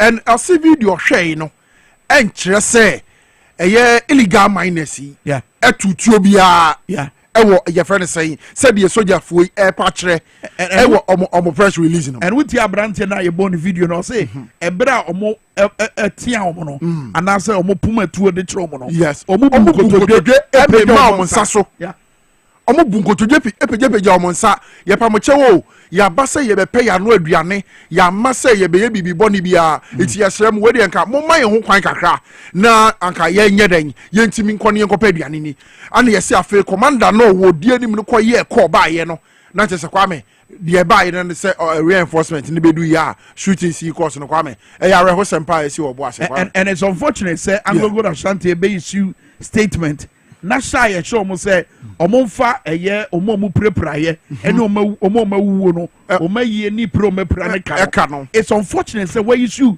public statement wa bra wa acknowledge sasem na president aka kire wo no ba so whether so mbedi so na so mu ni so Kwame oman ni wura na oman ni wura ai Ghana fo nyina de ahye ne nsa say ade esini wo bia ya wo ye adwumani enti sei ene sa na wo se wo ye na adi asomdwe ba menyi ni Anglo Gold Ashanti for o metimi abu president Mahama ni nanum asem so ade ba ko e clear ni say sabotage koso president Mahama ne modom ne dom mo fa mo nansi form sabotage e koso as far as some of the state institutions are concerned and I'm the crowd say in the case of Ghana Education Service ebro mo say amanfo ebeso mo fa kwa bone so na omoma mampanyi John Mahama di bone no yes omatu anamo edi hu dwuma look fiade ya na amane boba say osofo bi a wo fra mantem school bi a ye fra no Chicho Senior High Technical School also president Mahama mo bra mo ba na aduane ho asem abaya asem kese edi amankoda no yes o ka kire Ghana fo nyina say wahye the chief of staff say warehouse bi a ye di nuane aguo no yemfa enuane no nko schools ahodo and ye dan adi wo videos ahodo ye yi kire mo ebra no mo aso enuane no edi agu track mo no mo de ko school mo na eye Chicho Senior High Technical School ho no na nke wo se enuane ni bi ko no nyame ncha de osofo bia no nam ne ba bi hunu se amanfo bia soa tin tomatoes edi agu car bi mu a wo mo de ko ba bi foforo na sasa video no mo ene yentie said you see pa abrantie ya o video yi suwe ene nsem bia worker na no na GS agina so a yapam headmaster ya be kan statement ba tie we mame. I saw the bus then I was going somewhere the big bus came the school transport Chito Secondary School bus the tomatoes they are using for the students. I saw the bus then I was going somewhere the big bus came the school transport bus came to offload the goods here for this driver, taxi driver to load. This is happening in Sokode Bogame right away. And this one, you'll be blaming government, that government is not good. While our own people are killing our own people. Close the booth. I want to take your car number. I will report this to the police right now. Right now. Chito Senior High School. The bus just left here now. And look at the thing they transport here. the food items that they transport here, they came to offload this in the bush here, make the driver park on the street, waiting for them to offload the goods. And now, and this, they will start to say Mahama is not good. Mahama is not good. Look at this. This is tin tomatoes. This is tin tomatoes. But the government bought all this in. You see the wickedness of people? Eh? Why the people, the students are there without food? Master, what he did, is it good? And we are one to 50 years. Eh? And you have the police is now the jailer. Sukuvio want of Villasio, net you the secondary school. Open to do me fever correct beme. Basaba kojo 50 basaba dagba trojo yina. I just saw this right now and I know there's something wrong. The school bus, the U-turn bus from Chito High School, Senior High. The driver came to offload these goods here, contracted this taxi driver. This is the car number. Sure. Yeah, ma. Wait, no credit to do. And down and also for a catcher. So based on that, Ghana Education Service, I take action. Yes. What take action and the we are for statement in the social yanking can show Diana GS. Based on a Indiana, and that's what I say at 2 p.m. Friday, 17th January 2025. I received a video alleging that a golden dragon bus belonging to Chito Senior High School was seen full offloading 100 cartons of tin tomatoes along the Sokode Akrofu Road. The cartons were reportedly being loaded into a taxi. I promptly invited the headmaster of the school to verify and the authenticity or otherwise of the report contained in the video. And according to the headmaster, Reverend Kafui Akpebu, the storekeepers of Chito Senior High School and Awudome Senior High School had been dispatched on Thursday, 16th January 2025 to collect their allocated provisions, 10 bags of Tom Brown and 50 cartons of tomatoes for Chito Senior High School and 20 bags of Tom Brown and 150 cartons of tomatoes for Awudome Senior High School. The storekeeper of Chito Senior High School alleged that the addition to the official allocation, one Pius, a staff of the Regional Free Senior High School Secretariat, Amauli School Food Distribution, had loaded an extra 100 cartons of tomatoes onto the bus.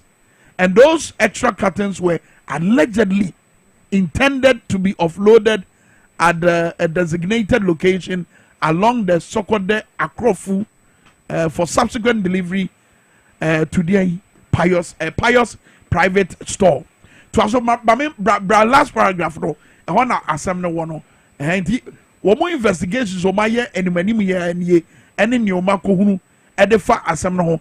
And on a management of the Regional Education Directorate has invited headmaster of Chito Senior High School, the storekeeper of Chito Senior High School, and Awudome SHS, the driver of Chito Senior High School, and the one Pius for further investigations. Eti entos ni normal na nkomode ko baabi no. Eno wansem na animanim ya no. Ghana Education Service actually say hwehwemu enkoso omo a wose ye to yensa efro mu no.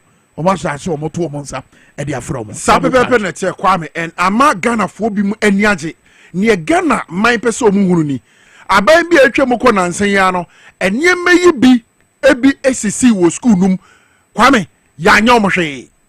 Nenso sɛdeɛ asɛm wei siye na empanifo agye asɛm wei na entempaaso yesi headmaster yi onyina nkyɛn ya obi bi ɔka ho nyina nkyɛn ɛno na da screen no yes enti Reverend Kafui Akpebu and staff ID 307321 registration the kan it based on nyoma hunu no yes sabre no yes onye den on step aside okay on onyina nkyɛn se beye na nhwehwemu betimi akoso tomatoes yi when the man ho kwan se yemfe nkogoguo abonten Kwame eno na Ghana for person hu sabri sa actions bi sei wa yade enye gina nchen ye hwehwem ye hu ni se wa fom a na ye ntwe waso se de se ne fata Kwame, I think say the step in the right direction. Says see Yama headmaster na gina nchen. Yama omwa say nuane nsem a ehye omonse nyina no egina nchen.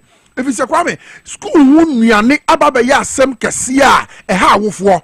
Ye hwe last year free SHS yasi school sem nuane sem ekọ so a na awofo tifie na wotwe bia no aje omosani omomamo no mu yi wo school no mu de twaduane di ebiso mu nya nuane pani na yenya abanya wo se dabi maba no me ba badwene mofra ne ho se ayeniye ebise mofra ne nya nuane padi no mu tena school mu a no mu betimi asua de na aka o mutirim no mu ko exam sa wo ma pass na wo ebedi abo a no wo te ba bi divert nuane no divert nuane no eko ba bi de kogu private store se wo kwa koto nti kwame o mu hwehwem na obi biara o ka ho me kogu na asehwe bi esefata mo fen so point ni simple wabra yɛde nkɔmmɔ no nsie no yes resetting Ghana no yes ɛnyɛ president Mahama ne ɔmo wɔ abɛn mu nkoa ne bɛtumi ayɛ dabi yɛn nyinaa yɛntu mmɔm Ghana fo nyinaa ɔsɔfo yi yie yes wɔ anka ohunu yɛ no ɔyɛ ahwɛ han a what you say akɛkɔ yes ba ohunu yɛ no wɔtwa ho video ɛde bɛto social media yes ɛma Ghana Education Service adwen yɛ dɛ yes ɛba hɔ yɛn nyinaa yɛ mmoa na resetting what you say obi also ko we say kra no ke ama no kakra hyɛ ne ho wakena no atum nanso sofo yi anyɛ saa if you say resetting agenda said the nyina pese oman be fa ne ntema pa bi na afra no eno ana ye nyina Ghana fo e wo se ye Kwame obrempo ye na ne ho mra ye ba ye beto ankomo no so ebusu ya no ato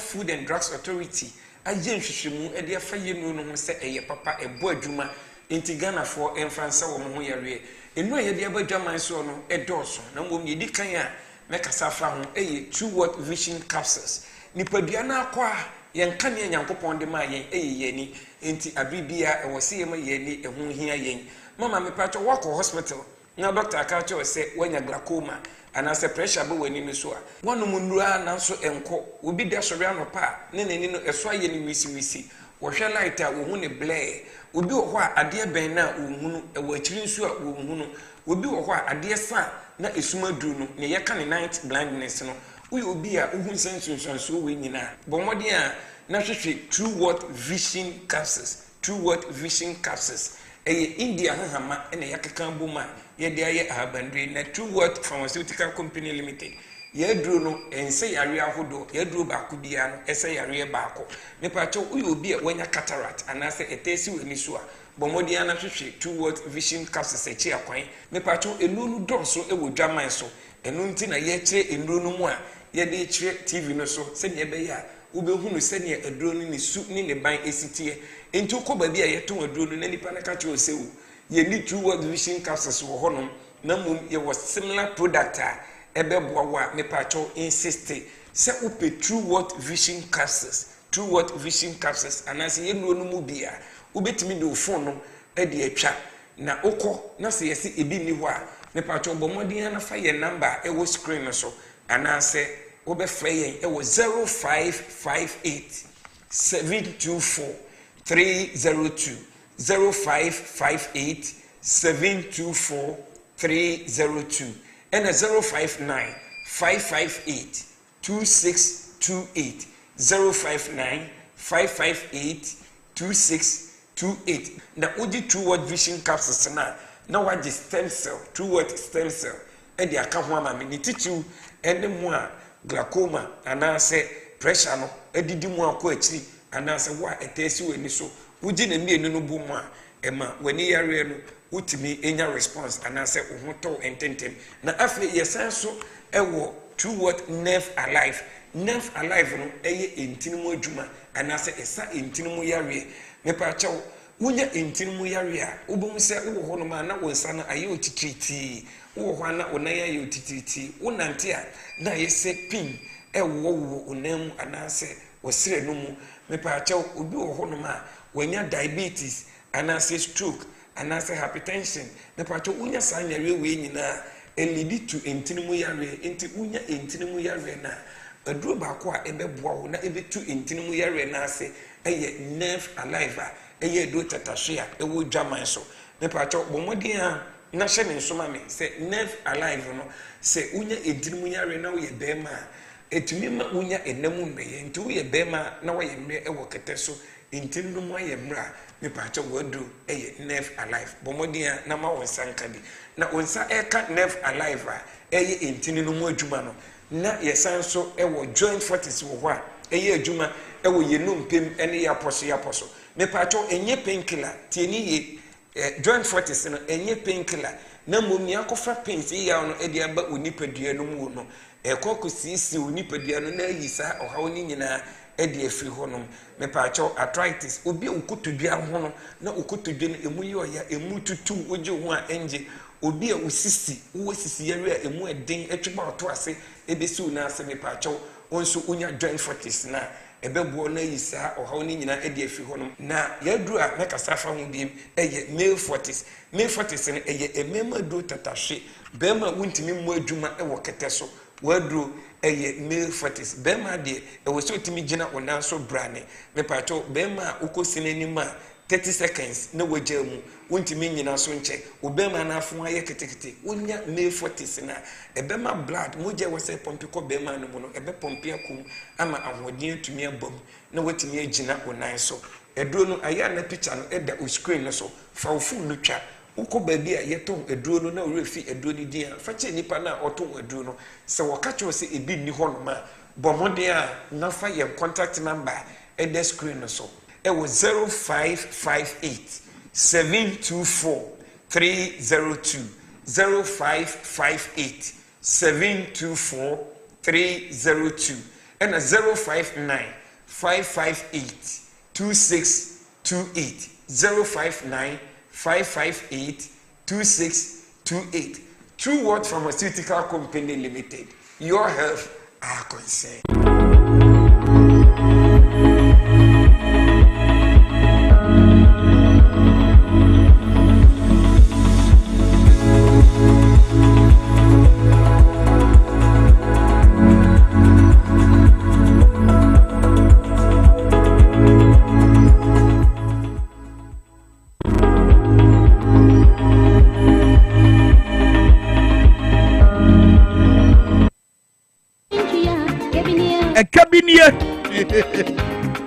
Ade akyea bia kokoko pepepe ye tete wo yasum mami I want to eat rice mami I don't like this one obo no hwene te se de wato mo boto de abegu fie ho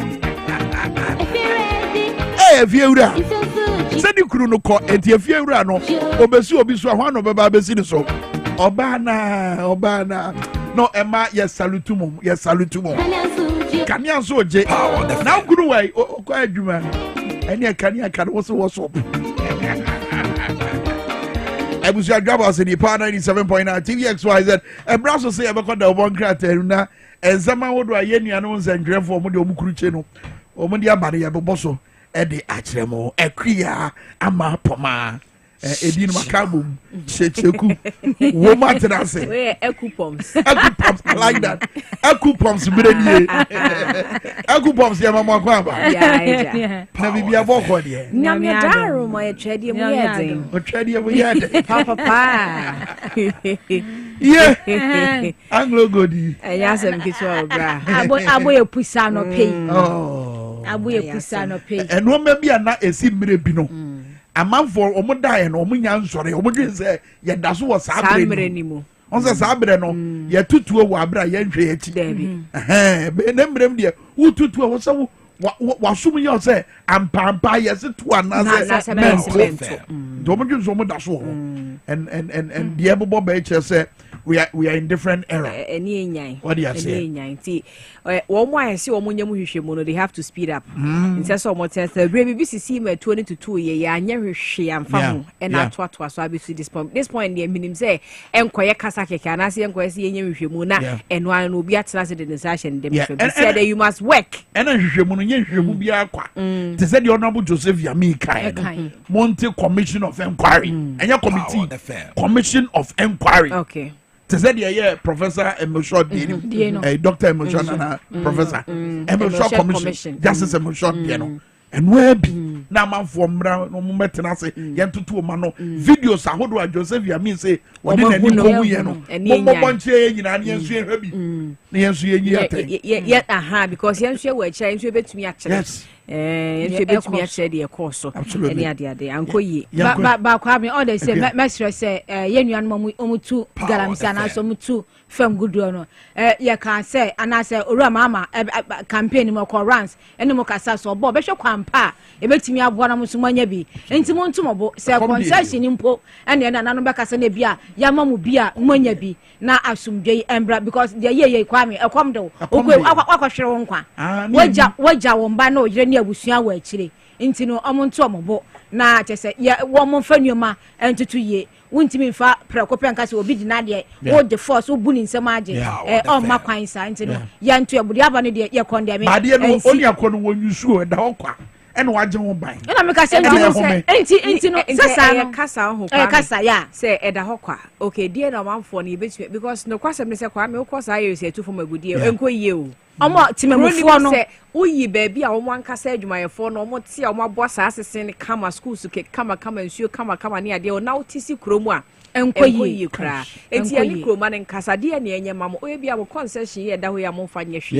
ye mamo makakra na mo ni di so me ye sure se ya ne sa nkasa bi se bi wo mo nye wo madwen se wo mo de by force e bebe nkasa de ye se wo mo gita pump action gas ne ade enye wo madwen se wo mo fra ko ho to the point so ni soja for be kwa akobo ani enti no wo se de adoso na no mo so se bia obi ba se obeje wa asase a woni mo nkoni ye because Intotros fence Newmont echo Intotros Kwame ade isi ade resettlement amatimemfo no te se nkukọ pesu sabio na akọhwe de esima abrofo no ba bi omomote na te se ahomete difference bebre ye nyina so enipa ye na ade ne ye ade na mabefa ade na mude mbedi ye na etimemfo no ye ho akere ye nti o se na nanom ye sere cha no nko na mbeka so munye nhye ye na timamufo no ebi embro mo Kwame anokura no punchline na cha no nko a ati ase nti wonhwe ni ye na yanso obi ani ye eno anu ya ni ya to aso ye matiefo ache na ye fa Daily Post aye dawubo krata no ensam ento aso na no pay na Daily Post aka bibia ha na o kirem se dwumaku afra no aye NCT biochemical o ma babon tabe kirem se the last week na nam from him say kwa wigini ya minim da ho ya hero se tu na de so se na ye da sebre akuamoa Japan to so mienu na nipa bi nam se wakọje adwumaku yi sika so mo asase e de aye adwuma wo kwa untem ho asase amba sika amba na adwumaku na ba wonte se de bia sa agent bi so no mo fae na asase no kro na ya hodo mienu e no mo to de om be si factory na nkasa na de om be dua raw materials de feed factory no de om be si dan de aba na de om de be ye chesefuo no sa asase no mo nsankan na no kro sika no mo ntu ama eye da sebre akuamoa nkasa na mo eye agent bi na sika na de omanya ho asase no o ya san ade om ade nti ohini no embuo mo ewo kwan bia so nti we na kwase bia 7 na asam na aba na nipa be so mu soje egu na nimu asekase pia na chefam omo se anya no krantin kirekire mu no na Daily Post ade aba betudwa enu achi eye owura mama nipa appoint omo se bia eye CEO so no eno so mu foni ada ha owura Sami Jamfi abrantie ada ha owura eye aduji tamaklo no so ada ha yayira kwakunum ne omo akanyina no mo kwan Sami PMMC aduji kwan MPA me bo aduji ekọ aye National Petroleum Authority yeah and afi ya yira kwaku eso ekọ Identification Authority NIA ho no kwakwose and afi emefa aye Hard Castle ne no no amanfo powerful ni agase we na mempe no na no ekọ Petroleum Commission and afi aye Edward Bauer enso ekọ Ghana National Petroleum Corporation and ho enoko and afi aye Afezi awuno enso ekobok oil storage eho enete so kwakoye adwuma nti wonsam no na pepa no ade aba eno achi na se eye Obuasi nsemi no pepa na kabi na o kirem se owura mama se yanhwehwemu nti wonsam no ewa ha na no crack open anim no se panyi dware na se nhwiasa nti owura mahama enso akwa santememu endra akwasida dwumadie no kopie mu ase na wahyebo se se empuntu obi a o se koso ewo asantememu no obehwe se de okan no enya asantema nko a Ghana fa na nyina be o so ye bia no obeye na mo be se ananom no asantememu no no ka we no empuntu obi e be koso ho yehwe bia wa santememu no yensa beka na nanom mwa no na sikasam no ne ayi nyina no yentimi infexe on beye me nkwa me na me power. So Jana Chiame.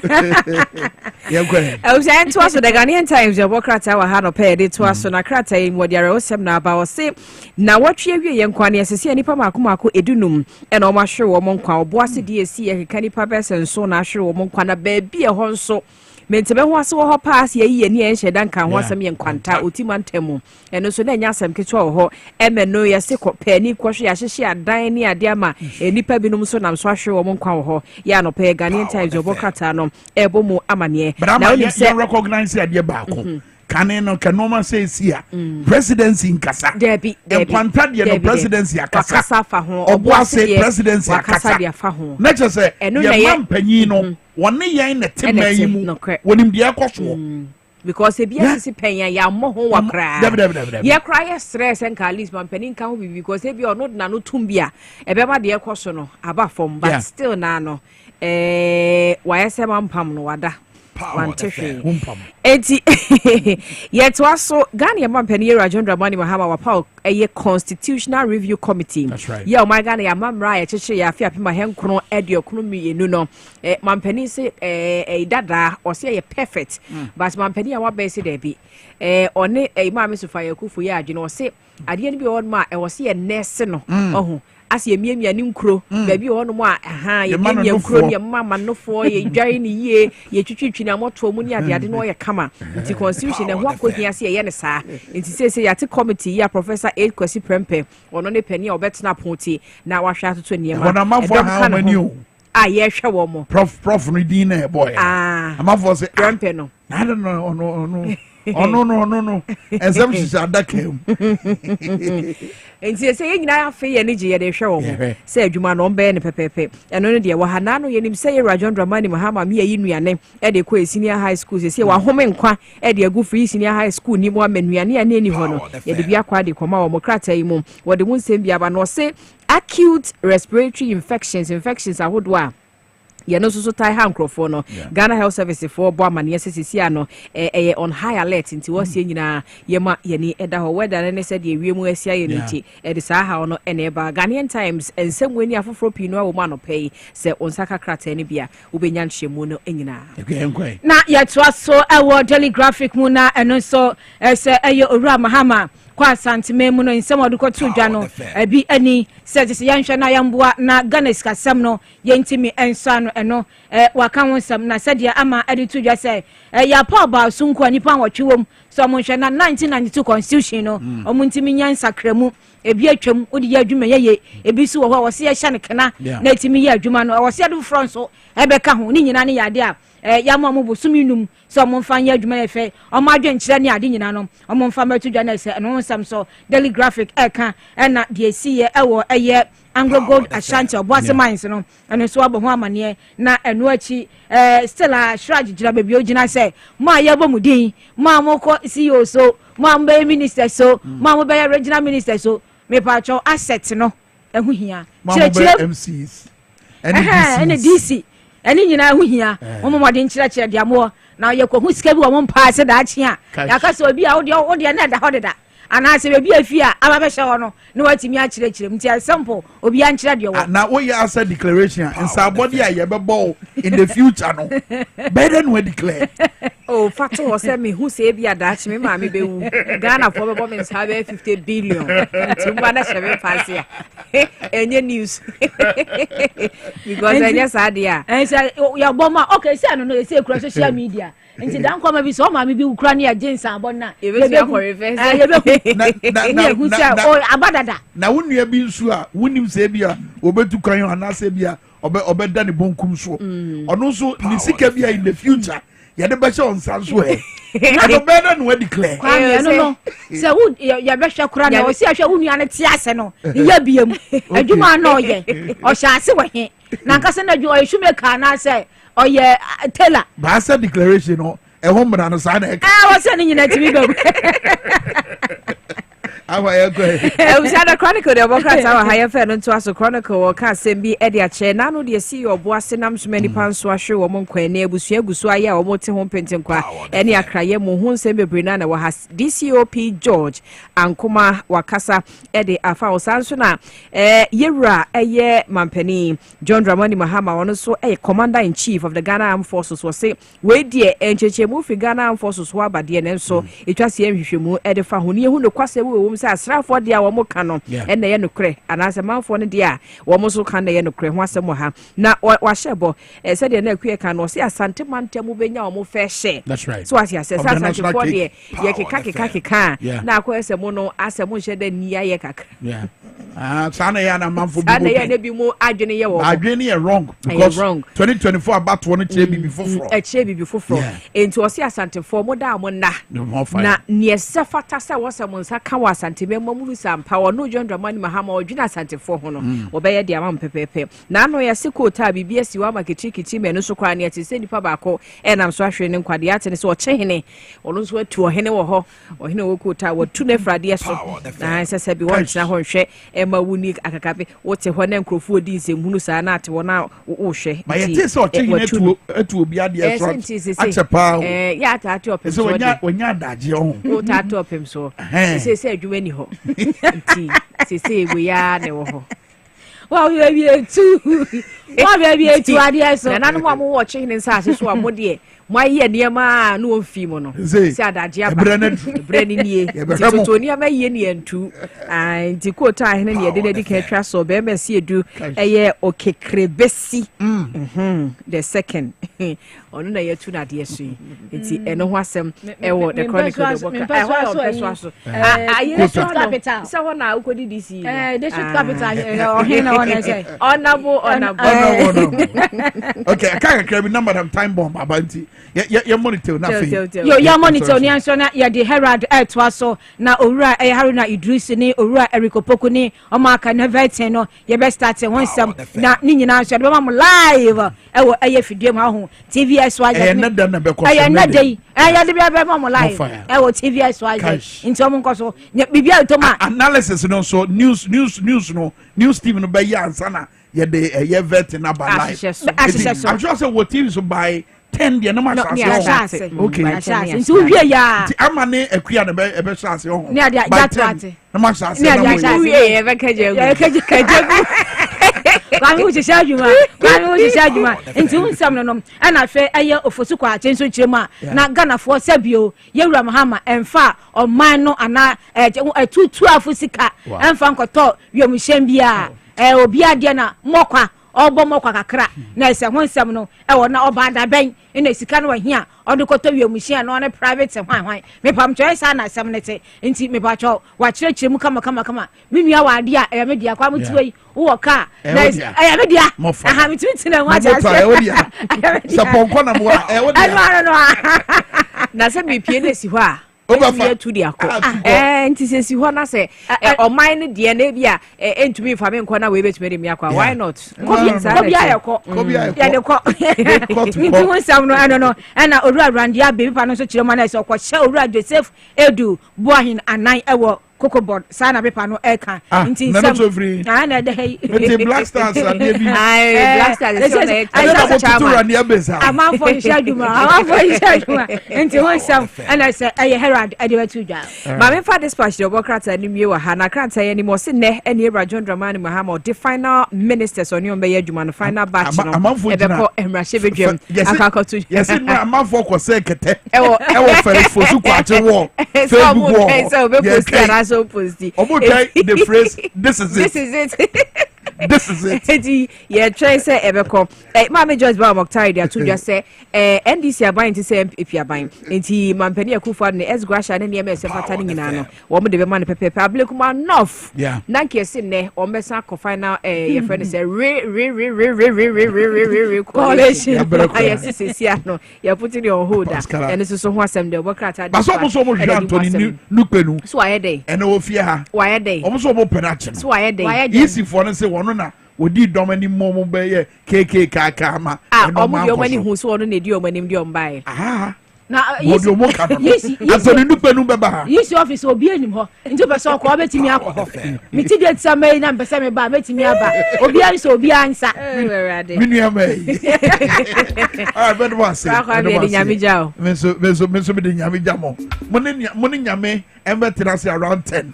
Wa bra ye prepare ye ho akọ Ghana mrase bedwafie. Ene honorable Erikopoku ye be vet no. Ene honorable Harry na Idrisu he will be vetted. And then honorable Agboja governs. You be vet no. I was your brother, so you call Let's Talk Education Consult. Madam Time Bomb, I cried Obrempon. Why when you say Madam Time Bomb, we do brace say ya and mofra montet here and 170 near. I will force to bet me a year at the abua and I feel so. A foot one so I not tied the match for or quite a bit of abua mofrano was sabre ya yes, for pem Papa Diamono and only drew brace here. What a brave Madam Time Bomb, young way.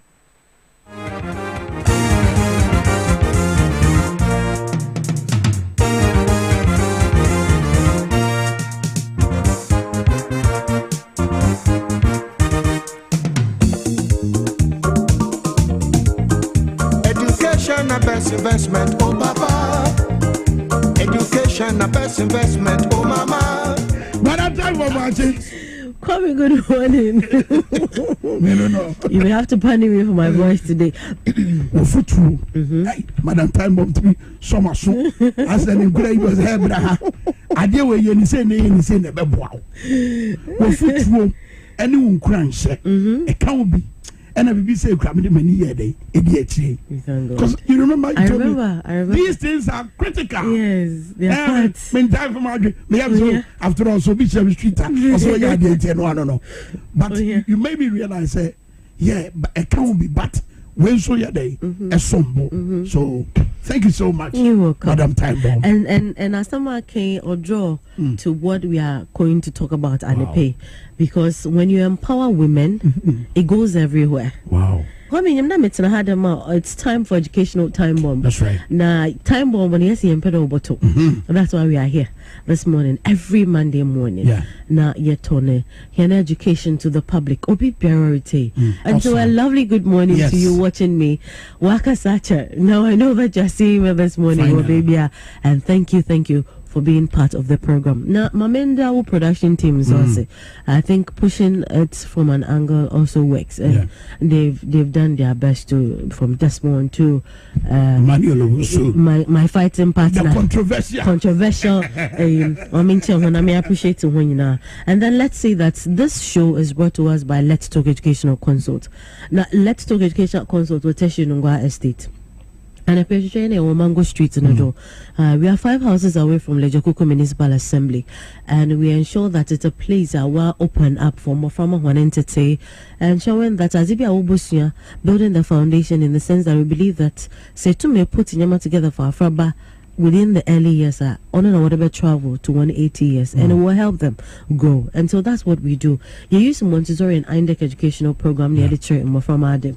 Now, a church for the while, but terrorists was the chairman for Manazi there. When the doors are open for the kids to come in, when they get to the doors and open the gate, saying bye-bye to parents even becomes a funny aspect because they want to walk in and meet teachers and then teach them each other a church for the while, but terrorists mohon. Now the compound is also why in the neat, we're prepared in such a way that if I'm going to walk in when you're there, we'll walk into a second home. And so Let's Talk Educational Consult will say that admission for Obabra, Nayanjin, and Nayantitan, Nayanshan, Mofama between 6 months to 10 years, and Ayatitan. Yes, Bosuminsia, and Ayatitan, Zakapim 10 years. Now you release one into the world. Oh, come here. You see, I funny there. yana mafama kakama no abazani yebetchwe but careful there the man from no is trying to learn from you to become that human being that you want that child to be. Into the Sawaba, we take them through language, that is Kasa. On Kasa, but the reading aspect of it, the singing aspect of it, the sensory aspect of it, that's the sensorial, learning colors, shapes, and numbers, because the minya when it comes to one science and math, so we can't take it out. The more sooner we ensure that we do numbers, especially counting, identifying it, playing around it, and the most important aspect is getting the child physically and cognitive developed. And so make her physically and cognitive. What they are crawling, so miss more beswazi, miss more on sample, because so after base 3-4 years, not the one so pencil day. It's wrong. It's wrong. The child needs to be guided and all that. And it starts from home. And so if we say that from 6 months to 10 years, a development, and so if you do it and you do it well, it will help you to have a better future. And so I always say that early childhood education a priority. I mean, our young future is well secure. And I always say the future is not tomorrow, it's not years to come, but it's tomorrow, which is Ochana, because day in and day out, Afraban Orinian, and that's what we are looking out for. And when you take kids and you are developing them, you ensure that 80% out of them are well prepared and groomed. That is what we as warrior. But in here, no subject of fracture, we hardly value early childhood education. That is a more for kids and kids. But that is where if we put value to Yendache, that will draw me to end the discussion. That's right. I always say that I appreciate the mothers in a very small way, because in our mindset we feel that our mothers are women, that's their role, that's what they have to do. And if they are doing it, it's normal, it's nature, it's natural. But then let me draw our attention to the fact that if we empower them and empower them more, and come on, easy. So if I spend a month to 5 months with you, that's a 6 months was an hour. Between that 5 months, any woman out there needs to be empowered to take care of that child. Into the care when their mothers love, they nurture, they empower, and they continue to repeat day in and day out. And so, Seritema, care when there. Let us learn how to teach our mothers to be role models. To be a role model is not just my career, using it to show a child to learn, but to be a role model in the way we carry ourselves, because kids funny learn how to respect through our parents, and that is through mothers. And to say in for baby or respect her, or yaza ways you feel mommy ho, in for baby or show kindness her, or yaza ways you feel mommy, because the mother set up as a role model. That's right. Mommy chaze, oh mommy or chaze do, oh mommy as a mention, then the child starts learning from there. It's in it will remember word chaze and all that. Masa, they didn't learn it from anyone, they learned it from the mothers who keep them and train them. And so if I say that they should be role models, I'm looking out for being kind, showing respect, understanding, encouraging others, and that is the kind of role model we are looking out for. Because Kwame, we are looking at the world and we are chasing the world in such a way that here if you respect, here if you kindness, here if you understanding, here if emotional connection, and so we need to ensure and empower women in that form.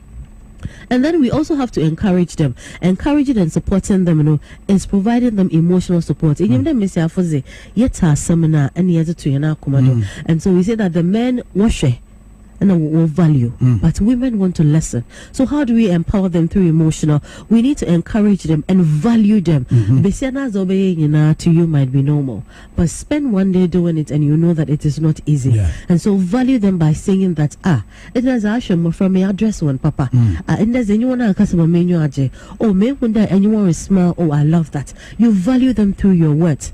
A man lost his job and he's a white man and came to spend 2 weeks in the house. Also normally okay jumo or sunny singlet or be feels also such another one in a day or you two. But when he lost his job and had to be home and take care of the kids, Obuasi wonder what is going on. I mean, my friend, this minute, what did you it's about what's on that one fans on that was the stress for him. Every 5 minutes, every minute he has something to do. And he's been wearing that particular singlet, and your friend singlet as in underwear. Wash and for a week. Why? Because on Pedro Beshe tutu so that laundry basket in the bayama. no I wash. So he's really regarding his wife and appreciates us more queen put the wild bread and you feel you hi darling, how are you? I'll be man a picture. No, not into putting himself in near any shoes. And so we need to appreciate them through words. And in myself, I thought, sure, wild bread throughout the day. Let her know I appreciate you for what you are doing. Darling, I see you. That is you empowering the woman. And then equal opportunities. I know that it is difficult. But sometimes at a point we need to provide some equal opportunities so that the woman can ensure and build any interest. To achieve like ni diploma, ni degree, ni masters. It gives them an opportunity that opens up for them to be fulfilled. Into it's a different ball game altogether, and we need to ensure that because it builds confidence as well. And then last but not least, mental resilience. Share depression or a thin line between whatever that we are doing, and women fall into it a lot because after birth you ask yourself a lot of questions. I was once a career woman, because me put one that she can say mental health. Learn how to empower them, learn how to encourage them, learn how to support them, prioritize them. Away Juma sending a message. How is it going? How is it? Or I mean, how are you and the kids? Are you try and get some sleep? I mean, maybe you support. It's mental health. It helps because living all those things together is a challenge. And so if we empower our women at home, they will take it back to work. Whatever they will do will be double. And I like the testimony you gave. The words of encouragement is what has drawn us to this. So tell me, if I am doing that with my one and only Kwame, and we have women out there we've empowered to do this, tell me how many men will go out there and what they will achieve. And so that's what we are looking out for. And so sure, money best. But Kwame, it's a TV drama. And they pay material do you hear in your agenda? Mommy appreciate the Nature Blend Hospital. So a family hospital aqua. Mommy appreciate the Calvin Pharmaceuticals with IU Labs Scribe Water. Me about an easy say our Fraba Wheezy 6 months require IU Labs is good for them to take for bloating and all that. And I may appreciate the one and only little George. Now me can say your battery tell you ma care when the days over to 12 years Monsanka Koa mixture it will help.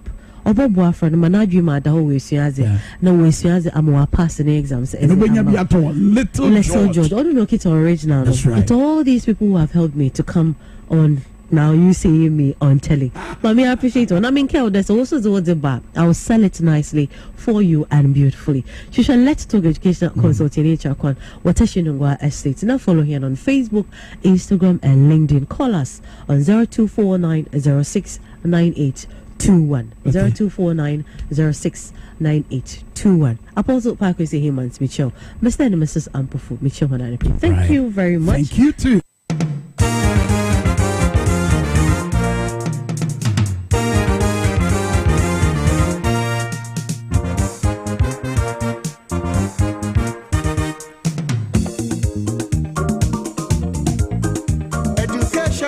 Investment, oh Papa. Education, the best investment, oh Mama. But I'm trying to do that. But I want them to a question mark. If you give them everything, how can they also build themselves to become like you and learn certain things from you? So let's know that when it comes to helping your children, when it comes to developing your children socially, let's limit strangers keke na yenko strange behaviors, because we at Let's Talk preschool no the strange behaviors and characters of people they have to say and talk about. Inti obi e baby babeka teacher crabo so no. So for us, changing a diaper for a child, you have to talk to them. And so in kunim na may change na in kunim we have peed, okay? There is pee, so we have to change. Can I? But you have to take permission from the child to do that. Yes, you have to. And get the API and no. Even the babies, we talk to them. Our 8-month-old babies, we talk to them. So they get to know that it's a communication. It's something we need to seek permission before we do. So if you don't seek permission, that means anybody can grab and do whatever. And so you talk to him, you let him know. So he lies down by himself. So when you say lift, he can lift for you to put the pampers and everything. So he knows he's doing this hand in hand with you. So let's work around that. Get them to understand that there are strange characters and behaviors of people. We need to teach them. Okay. A button and you want to call Let's Talk Educational Consult to talk with her. About my friend on 0249 069821. 0249 069821. About some university and was school. Tashi Nungwa Estate. And follow us on Facebook, Instagram, and LinkedIn. And I pay my mincha Reverend Fina commercial sample for. Right. On you know, for Mrs. Edith Ample. For Namincha Apostle Dr. Parker is human. And a grandma. It was Madam Time Bomb and our turning Kano. Let's Talk Educational Consult. Also building the future through children. Well, every Let's Talk on now. Mention say I can't create bin Anthony Nukbenu. Abetena Senaye den Commotion as just one a great Accra regional organizer Edema NDC. Among you come and say easy for Sheno. At the money ben wedi. Obete. Wabra wode emwaye eba. Basabre Dr. Ekrado from Hack Healthcare. Our betche nientia. He say also time for no. Eye Haxa mixture and in the capsules. I'm for tear drona. No many just said, but also dear. Or tear droning capet no a day. Oh, Johnny, no fire. And internet they hack sack capsules and MSchaba. Also, time for Cassia sober numbi. Na to me, Abuama when ya pomedin strong qua or sheshe. And Brian no a dim coma fire pomedin hui. Na edin chakasia and a free hacker scare. And the bro say, ye drew one swa, a double drama so until Yana O TV sono. Ever send a city. And he say, audio call pharmacy biana say a more fufu bia. Enye colorway. A green, the radio so on me church the motor a green, and ye funkro at down on the atre, osa tamfo, haxa capsules and Miss Channel, a de a go. It is all caught Nasa and Tissania, Medidia Chero, here. Naturally say a the full in a demo, and Pacho and Yanubia, also Jania and our rest will be haxa capsules and the Miss Channel be not one at me among home at all. Now, Bray Guso a casa afa osa hui, Nadia who be here and so beji and numbers, never be a will be our mangana monofra, Ubenya na ye no edim komona fe open to don so to aton so a, cause any uncofo gusuono, and more than yen pesa beton ejao. Tesa so tombi na unya kakra na abo afoforo so enya apomeden stronko. Nti number na 0240 0240 238310 0240238310 and now say 0203 822 855 0203 822 855. Your number so na edidi dwuma edi ba bia wo bia na so wo pe hack healthcare yenra haxa capsules ene mesha no bia ne wo be hia so be frɛ numbers we edi be bro and e san so ye delivery so eka ho na watumi agye adre bia no na atumi aboa ma wapomden no atumi agina so ni titiriw ene se wo osa na aye kwankro da so osa na aye ohaw kese da so na oje ho a engine no wadura wo hia na osa tamfo haxa capsules ene mesha no just all the okọ pharmacy na se edino ne bona ye wo den a wo de oka osa tamfo a pharmacists na wo no be hu na wo de adro no bi ama na se ye ka osa ho asama de bi e ba e kire mu kirew e ma wo te ase se osa ye kura eto nipadua no na ba bibia e beto no na ye be ditame hu se eye ye funu no mu na ye beto din ama no ana se wo sofa goso no ana se bia wo nsono no mu na e beto a na ye didin afre no enti se ato wo ye funu no ma ye fre no gastric ulcer ato wo ye funu asan ato nsono no mu a na ye fre no peptic ulcer and an ato minimum no a baby at Wabian Udidia Efano and a phenoesophageal ulcer. Now we know a one near my hoodua a day eba. Now near my bano, two main causes why the ban and sign what factors be one near my bones so away a bit to me a day aba. Now they didn't kind of more send the debut and become one some say or more be or honor. That's right. But in ya if free me and ya who be a demonanian and yes, say a duanudi and when you have problem name. Yes, aduane na ye contaminated. Ya ka say aduane contaminated e bia na se bi obi agyanan anaso obi dwunso a nipa no wo emmo wani bi woni nipaduam. Na enam kwan no so e bia na agyanan ni mu bi afa so abewuro waduane na wudie na nso na onom ye na ade bia wudi ko nipaduane mu no. Na enam sa kwan no so ama sa condition no na mo na aba nipaduam. Na mo no so ban so a omo release more toxins e chere say omo ho na nkasa e release bebre na edigu nipaduane mu. Na afi basa na ede ohaw no ebre nipadua no na afi untimi enhu nipadua ne ena ma unya sometimes to say we yefunu na ayekapu asem from agina oyam afei na oyɛ mu nankasa no yɛ woyɛ dendenden ma woyi from abɔne koraa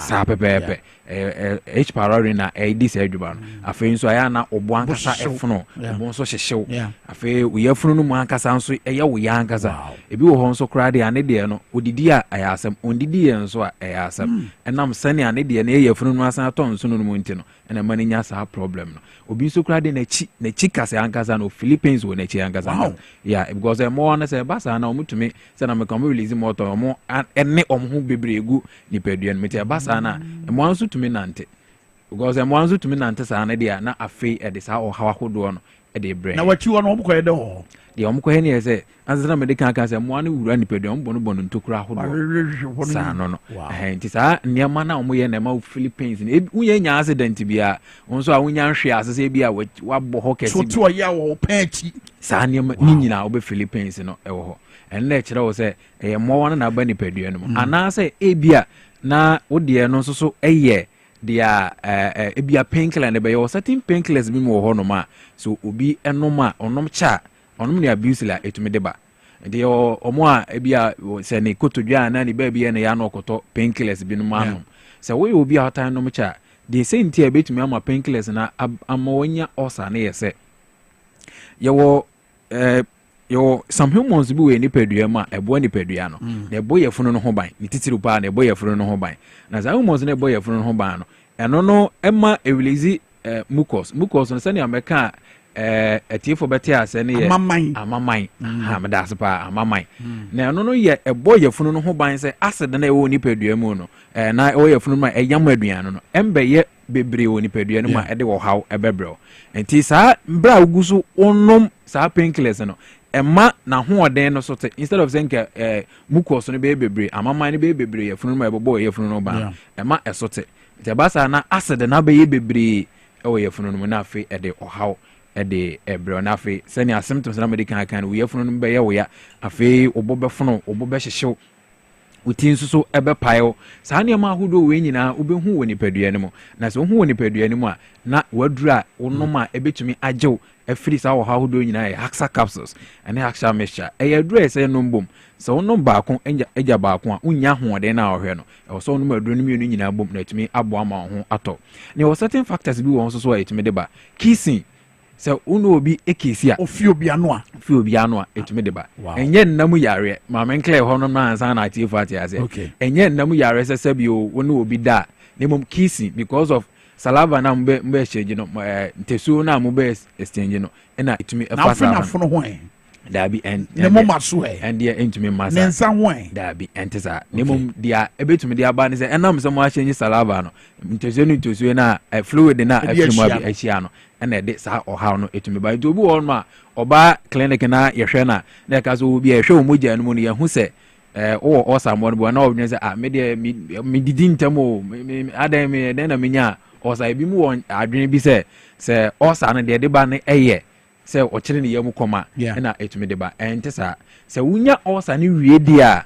na sɛ ɔkyerɛ yɛ mu kɔm deɛ ɛnyɛ because ɛnɛ ɛbɛma wanya irritations ɛbɛma wo yɛfunu no mu ayɛ wo basa because of say acid na ɛbɛ release bebree na nam sɛ wonya ndidi yɛ ne nti no ɛnde ɛbɛha adwen nti ebi obi basa na ɛkyɛkɛ na wo sɛ me didi ntɛm na ɛdɛ na menya bibi te saa ɛnte saa na mmom ɛbɛ mmoa na ɛde baeɛ because environment na yɛwɔ no sɛ wɔn treat environment ni ɛne ne nia ɛtumi de saa ha no ba na certain painkillers na mɛkan no painkillers bi wɔ no ma ɔnom so ɔnom kyɛ ɛtumi ɛde ba na so ebi a wakɔ hospital ama yɛayɛ wo lab test doctor akyerɛw sɛ wowɔ ɔsa wadura wo hia ne haxa capsules ɛne haxa mixture afei yɛayɛ wɔ endoscopy bi a de afidie bi a na ahoma bi ahyɛ w'anum ama doctor detect sɛ ampa sɛ wowɔ ɔsa wadura wo hia ne haxa capsules ɛne haxa mixture ɔsa tamfo aduro no na wogye bi nom a ɛbɛtumi ama ho ato afei nso sɛ yɛateki wo stool ebi asɛ bio yɛateki w'agya nan kakra ama doctor nso akɔnfirm sɛ wowɔ ɔsa ɛkyerɛ sɛ waduro a wonom a ɛbɛtumi agyew haxa capsules ɛne haxa mixture nti sɛnea ɔsa ne sitie biara no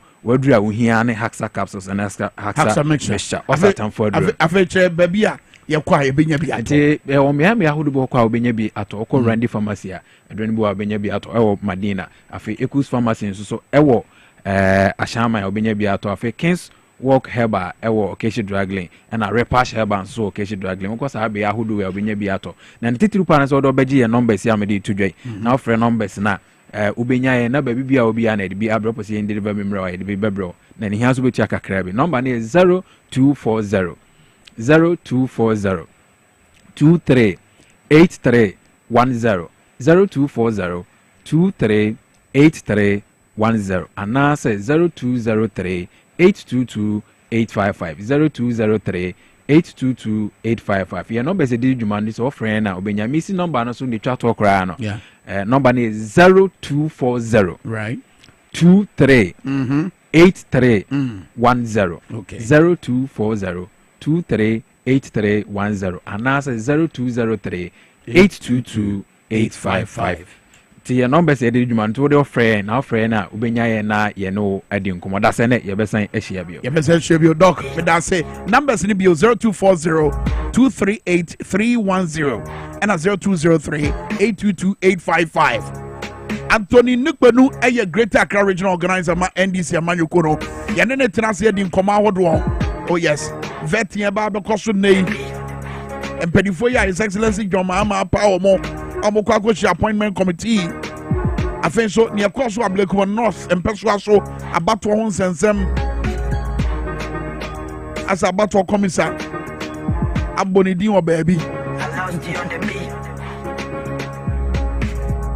yɛba saa asɛm no so ba Franco Trading Enterprise ɛda so ayɛ phone pɔpɔpɔ fie phone bia wopɛ bia wopɛ atɔ bia bɔwura Franco Trading Enterprise na busua me kam kyerɛw wo nsa bɛka bi atɔ w'ani so bɛsɔ w'ani bɛgye ho wankasa bɛba nteaseɛ ne hunumu sɛ mentu me sika nguyɛ afei so ɛba electrical appliances sɛ smart TV Franco air condition chest freezers refrigerators washing machine microwave ne CCTV camera ne blenders w'ani bɛgye ho ɛboa no so da fam wo ne yɛdi dwa wɔ abɛɛfo tenta afidie no so a sɛ Franco Trading app no downloadu na ne yɛdi dwa wɔ so a ɛnɔɔma na wobɛtɔ no yɛhwɛ nso wɔhankyekyɛ mu aduanan is at a discounted price of 40%. wobɛtumi afrɛ Franco Trading Enterprise ɛwɔ 0246 422338 0246 422338 ɛna 0555 939311 ɛna afei 0302 225651 Franco Trading Enterprise ɔda so ayɛ phone papapaa fie. Let's Talk Education Consult suku papa na ɛma ɛmmɔfra fapem papa no wɔn number na wɔhwehwɛ no 0249 069821 0249 069821 Jomecha Quotation in West State Mango Street kaisa wo de wo ba na wadi bosome nsia kosi nya wadi mfie ba du ba kwa na du bienu no wo de kwasa suku bo wona yɛbɛma no nteteɛ bi te sɛ entrepreneurship, public speaking, technology and art. When you know nteteɛ nkwadaa no bɛnya wɔ Let's Talk Educational Consult. Teshinungwa State, Mango Street. Number no bio 0249069821. Let's Talk Educational Consult. Building the future through children. Abono krapa ho semensia. Kaina wonu se high sense. Afi 2025 yi. Wo so mo ne betu kwan pa. Yes, level for kra. And omo de yekɔ. What a normal hood womugusu moton our high sense a everyday prices for everyday people. Omono moton papa the bonus sounds one from say your TV, say your fridges, say your microwave, say your washing machine, and yeah, electrical appliances, and I'll pay their free high sense. Addition, mamo, happy new year and a prosperous new year. Also, we are looking forward to serving you even better with more exciting products and services and experiences. High sense, everyday prices for everyday people. Baby Abakobia or my Ghana, High Sense Showroom, Ewo Solak Natural Clinic, Dr. Solomon Apia Kubi. Was say Oba Bema Warefo, Ebana Moshe, Momran in Chain, say your liver problems, say kidney problems, say Dranadra wouldn't win now. When you go to any Joso Moha, for in Abadai, I was Solak Natural Clinic. You should check out Kokomlemle or Ben Harvard Senior High School no from 02055 number Nibio 055 393 2631 055 393 2631 Solak Natural Clinic also quality first. Mama share with TV XYZ. Yenya ways is here. Ya Dani and Waba ya ba. owura Anthony Nukpenu Greater Accra Regional Organizer Emma NDC Amanyoko no nya tena se ano no ye ne be hye nkomotwetwe na se ye be se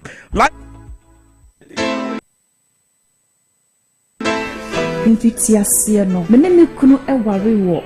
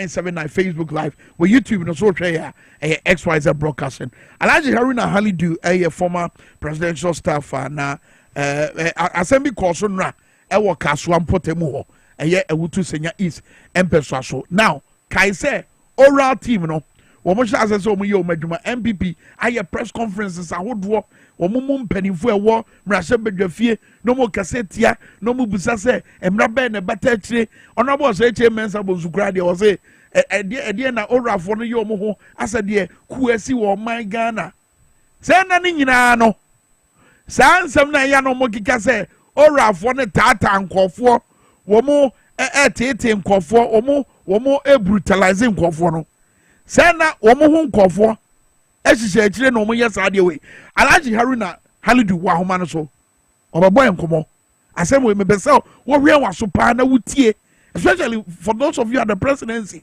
muntie de ekoso no na ne wo so mo ye fa ho bia no matima ye Alhaji ye mo ache mo akwa aba Alhaji ye mo ache mo akwa aba Emisa Alhaji Efra Humano so mesrel mumpuso ahumane bio na momfa Alhaji Haruna Halidu ento ahumano so ne course wo Kaswa abrante bia no okọ ne baabi na enkofuo bi to share ne so no mo twe ne free ne car mu car wotim a wode kọ ne baabi sa abrante no so omudi sa adwuma no according to Alhaji Haruna Idrisu na wogina hobi and obetimi identify woni momo woni mpaase wo mu ye MPP for wode na dance die ne betre wo so wo mo nana na edi sa adwuma we ena nkofo no e ka che oniakro na ote de kan ni mu se eye owura agbavulo late mu na asoma wo mo so mu di sa adwuma we no mu di sa adwuma we on behalf of oral team no wo se sa brante wa no ne dom na wo mu di sa adwuma we wo mu ye MPP for na omutu omenumu say womo yes adwuma no on behalf of the oral team bibu so based on we no eno na ama MPP for no adwen ye omo say oral team no omo modus operandi ni say omo bakwa abonte atwhwe nkofo afiri omo ka mu no matete omo na na omo ye we said be ya omo benya bibi e dia be dia dance say see you can say oral team no sa no mo ye. Is that what was happening our Kaswa?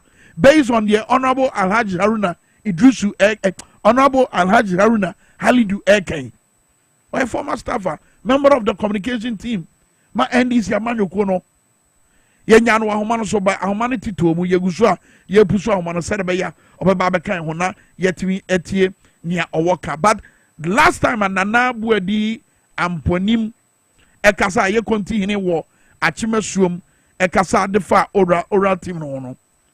Ocha say womo mo kasa tia oral team no womo nya kasa bebrebe no fi se Ghana fo nyina ani da se oral team no ebedi dwuma ye se be ya kronobo oman na japade oman ni sika amanfo bi awiade ata omani ase no ni nyina to betwa na asotwe a ese fata no etimi adan ne ho adi me se wo nana boadi amponim video na obetimi ayi edi a che ne ahwe se nya osika na asem no. I am begging the powers that be, please, go to Parliament. We have 2/3 majority, for goodness sake. Enact the laws that should back oral so that oral can have all the capacity, the legal right to prosecute, the legal right to go to court, investigate, and subject all these people to what Ghanaians want. We actually voted for President Mahama and for NDC because of oral. It was one of the #1 reasons why we voted for NDC. And so for it to just listen to what the other party is saying. But oral no a preparatory team. Oral no okoti no abeka. Okay, I'm sure say education no ehia pa say omomo aben bekoswaye said be beto amanse nyina aso but opanyi a wote ne nkan nana boadi amponim oboade otoso miensa continue ewo achim esuom no ne yenuanum GH1 TV and an edico somewhere last week. But young Santimemo at the Cassia, and Radio see His Excellency John Dramani Mama, Brawina, Aquina say one a Santimani Ghana, Minina, Ebecasino, what Dinah say. National cake here, Taike. One of the Nabemuno, send ye nim dadano. Obiaba, when Yanni Chefo. Na wojina santememu otufo say to abebio anim asisudua bio say national cake no ye cha asanteman ebenya ne chefa tie no. To welcome the President of the Republic, His Excellency John Dramani Mahama.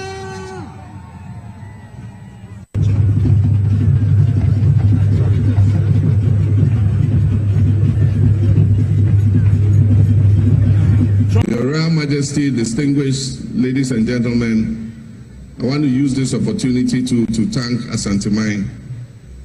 Many might not consider this the stronghold of my party, but in this election, I believe that the confidence and the votes that Ashanti region gave us contributed to the overwhelming victory that I scored.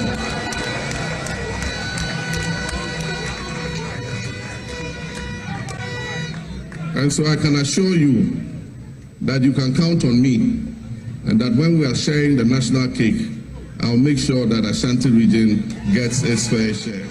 Hey, His Excellency John Dramani Mahama no Brano Dine say or mine cake in Yaja Asante my brand so amoso benya mo chefa. Yes, I kwa homano so bio. Te say me di kan kan no. Alaji Harry na Ali do wa homano so na ye ne ntwetwe ko mo fa de si wo kaso a enkofo bi a wo say wo mo ye MPP for to share obi a no otene ka mu say oni akọ say wo mo ye adwuma on behalf of oral team no. Honorable Halidu ye mo agemo akọ aba. Meji so page. But as a pass watch opinion on here because I mean say uber flow better in the English language. E dia pa na si enra e wo kaso a e fa san kofo ya wo say wouldn't pass omu ye MPP for a no mo so omu di omu dwuma on behalf of oral. Please me that in a media TF4 enura na around 5 thereabout. My brother Penny, coordinating director in one of the assemblies in Eastern Region. Okita, my official car. Yes, one of the pickups drip for Omudi Bayed. Into Waba inclined because now on Tiapo. So after walk hospital, we now walk to mattress there or call back to station. Yeah. 2 guys accosted him around Westfield. Me offer na me who say what friend is na me sending message am and say my busy but my friend back. But it's now offer. And then I send say oh din dia muna me fa call. I catch him say my nubi Sian say o mu ji ni car no pick up no. Na all for Emma no to me. Emma omu to me say omunji government vehicle. Enti me say okay, on catch him say omunche me ba. So me fa me car me to mu car na me call. Me do on na omu say omu di no echo STC police station. So me drive ko na me ko share nipa menu. Nipa menu no me bisa ba ku e kire say me bisa no say dia mu ye no. Mo di be fa kwan emma omu a omu ye criminally minded no on be fa so like they will be doing bad things against the government. And when say a bank the catch and say munya minimum akata na me who catch and say we end it in wunni ana. Then the guy just became so angry. Minimum kata. So I was a bit suspicious because when I threw that question, I was expecting every genuine party person to stay put and then at least be reasonable with me. But Minkah Hasanona, his reaction actually exposed him. But I was also careful. Me say kanu see I didn't see ombe kipi kanu. Me say there be won't mean kipi kanu. Or a coordinating director is entitled to a vehicle. It is official vehicle that he is driving. So you can't keep it. Mebo, were coordinating director. Now what does your coordinating director join the tenure of Nana do Nanko Kufuado. Yes, we are coordinating that. So when him say, "Yeah, Boku MCs, NDC to me, no." Yeah. Or more handy over all the properties of state to the coordinating directors. So as we speak now, the coordinating directors are acting as DC or MCs, etc. in the various assemblies. Meba, we're coordinating director, Emma Assembly Bay. Ewo Eastern Region. Eastern Region. Eastern Region, Hefa. Achimoda. Okay, good. Now, under Nana, where NDC ni ana MPP ni. Now, NDC, we're a public servant. Oh no, his political identity is not even known. It's unknown. But I am my brother because of my closeness with him. In fact, Onuna Otuam is fit was second school. Onuna share me. Okay. And to me, I know I'm very close with him because anytime he comes, his children even comes to me in the house and the rest. So I didn't see Onuna. Maybe no. This guy went out and called a certain police officer. They say ACP Jerison at the police headquarters. And then that police officer asked the CID to keep the car. I said, no, let me speak to that Jerison. Because I know, as far as I know, because I'm an insider, oral duty and responsibility is to receive complaints of theft of government property, stolen monies or stolen items. But oral never instructed that people should go and use force to take something. And so I am a bit suspicious of these people.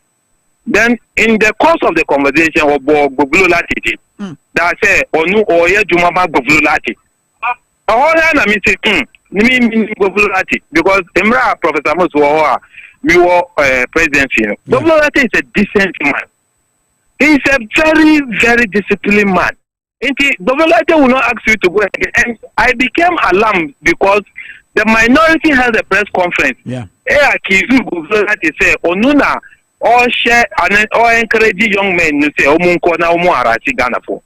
And yes, I know Mr. Debbie. Wabo Govulati, Mefre Govulati. So my friend Govulati, my friend Nuna Govulati was so few. I mentioned the name, he said he doesn't know him. He was so furious. What if he phone number CID no? With the phone number CID Nuna, Govuloni CID no Kataena. In fact, another place. Minsuda, but yesterday I worked because the way the guy was behaving and humiliating my brother, I was looking at him. I could have beaten him up, but I was also thinking of the political consequences. Yeah. And I restrained myself, and because I was not able to act, then I was actually weeping. Then the CID asked me to come into the room. I went and sat into the room. Then she told me that an instruction had come that the car should be released. So I wanted to go out. Then they said I shouldn't go out. But along the line, that man, the MPP, is one of them is former aspirant of the MPP in Kaswa. Yeah. He contested our Kumsin. Okay. He's called Eric Boateng. And the other guy is called Indego. This Indego guy, they are car dealers. The Indego has his garage around Old Barrier. Okay. Close to the Eco Bank. He used to operate that garage there. So I know him, but he doesn't make me out because I've ever sent a car there that he should sell it. I brought a car from India. It was a truck, a truck head. And so I sent it there and it was parked there. Later I picked it and gave it to one of the NDC big guys. And because I needed money. And I know him. So I was looking at him and I said, are you sure you are NDC person? So when Govulati came in, then they sent Peter. So I sorted out that matter. The police say they will hand over the car. Then I went out and called some of our boys. Because I wanted, if I should do it because of political implication, they will say that I am actually lawless or misbehaving. So I wanted the boys to come so that we pick them. We will not even lock them in that police station. Like I wanted to bring them to Govulati's office so that we send them to the police. But my issue here is that the ACP Jerison at the police headquarters. I know that oral never mandate any police officer, but I can understand if a police officer, somebody say somebody is stealing a car vehicle, a car belongs to the state. Yes, your duty will be to safeguard that thing. But the point is that how does this Jerison know these two guys? I don't know the question, but then again, so the person who say a year dina who arrive at the conclusion say I'm running MPP4. me car me kita Benz na Benz no old barrier guys say kaswa to yeah. So I happen to be on a platform.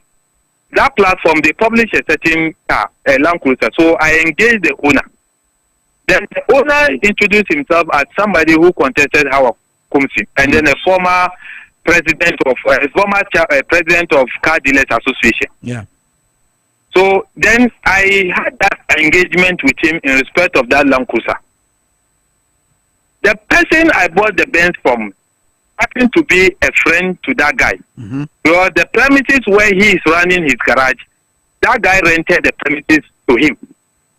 Inti enura idea no see enu. Ono na woko frɛ me madam phone. Ebisa madam phone say Benz automa alaji no wa register na. Inti ni ba kwa no ka say alaji na register. So then he suspected that I was the one probably he knows. But me, I don't know him personally. So, yes, Anuna, offer me Enura Anaju. Or Pamicho, say, wait there, and yes, you say no. It is one will not be allowed to go just like that, particularly when the MPP openly accused Bululati of wrongdoing. And again, Omuka, say, Onuna, Oma, in conformity, Yamano. Inti, allowing this to slide, I will be doing injustice to this government. I will be doing injustice to the party I belong. The image of this party must be protected, and the image of government must be protected. It won't slide. Okay. Me say already know why introducing himself to me. Or a former aspirant or contesting our Kumsi, and it's easier to verify. Eric Boatin. It's easier to verify his identity. So I spoke to that. So it was this Eric Boatin no ne lead operation no. Eric Boatin any inteku omume no. So sisia upea ubetime consult to the STC police station. But I'm on radio TV program now. Immediately after that, I intend going back to make a formal complaint. We must take this issue up and protect the image of the village. It cannot continue because they are in town and harassing innocent people. Now, all for them so I yedi omudin edi sejuma ye. Obakwa kobo mama niye. Prince, and now you see one of the things I will plead with some of them is that some calls when it can speak. At least once it is duty you are performing for the state, there are certain calls that is important. Me now my yes me try Kofi Buachi na ni rely no empo. Me frère Ablakwa me nsan kanu.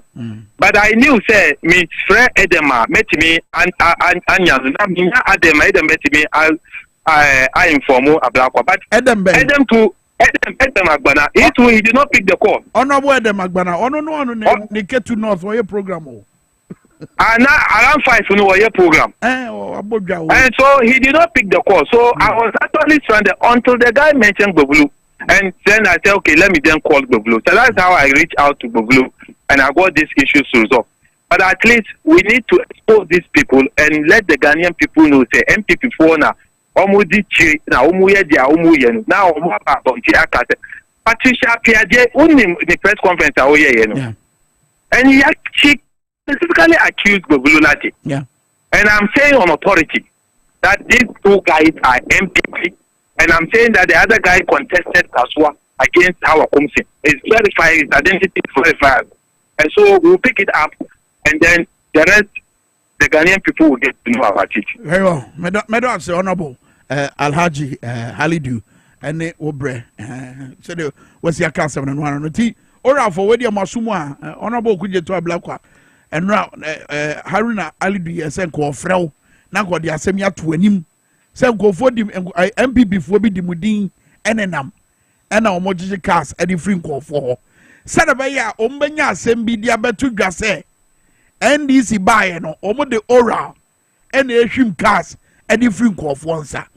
Alidu na no and what the casano any adansi dia wode atudwa se obia pe eje chini no pasem ni no kra STC police station no okwa okobusa abatibu nsem and the same guy ye body din woni ni nua no ade sa ya wo frɛ Alhaji Alidu apa cho se we de nyina nuanom ti we de o ma asem no nko Alidu se wo ma asem no nko and Koma Sam no so koya agwadi o man Ghana bro pa o ma Sam no ko say ya odi o man Ghana bro and I'm hoping and praying say MPP mpedifo no so sabuti ya mo so nsemi mbedom wasuko wabobodin bobati akwa akira ye mu nso mo hwehwe mu na ne mu ni mfa ho no mo de abeto dwa se bia enya mo na mo soma ho mo a mo mfa meto dwa se mo nso na mo soma ho mo nso dia ene mo amugyegireje abusua ora adwumadie na wodie no Ghana fo akoma edi akire Ghana fo epese adwuma na omudie no adanse dia hodo mo de beto dwa edefa ensase enkofo agi ato ewo kwatiri kwan so asase eda miamia anka wo koto ane bo denden no ye dia momo adifo die eno manya so say adwuma na omudie no Ghana for pe and what you need to know about oral is say eh preparatory work no mo ye omo beboa no mo de asam no e de ama eh Ghana ban anasa bambo nyuma hodo no ma de achi ni apa asam no poma sibre o madwuma no ora entu ka enkochu obi entwini mfiri ni ka mu enka se ka no aban de anti ye je fru nsem enye ora dwumadie no na Alhaji Haruna Alidu ami enyanti ase wadansidie obedi ni se egofo bi omu ye MPP fo na nama omudi se adwuma no yakwa amano so Antonia Kwei security expert eno amienu ntini afre no sa agege kasi ena fe so the statement that we issue here ede etu aban ne fo ede fa eye oman pani John Dramani Mahama na kwani abadie ehun nsem sa no ma mienu we ntini afre no ora Antonia Kwe ya mwache mwakwa aba so we never makwame na bibia boko de ejena dum odachi me pocho awo no production team ye nyina yeso ye kurakura nyame adarma na eja me chance em free ha sisi na me ne Alhaji Haruna Halidu edi nkomo na wabedi adanse ese anasa ne nsem wo kan se egofobia wo susu so mo ye MPP fo enam ena wo mo gye cars e de free nkofo bi nsem na ba kwa na ni ko boss so eye obi a oye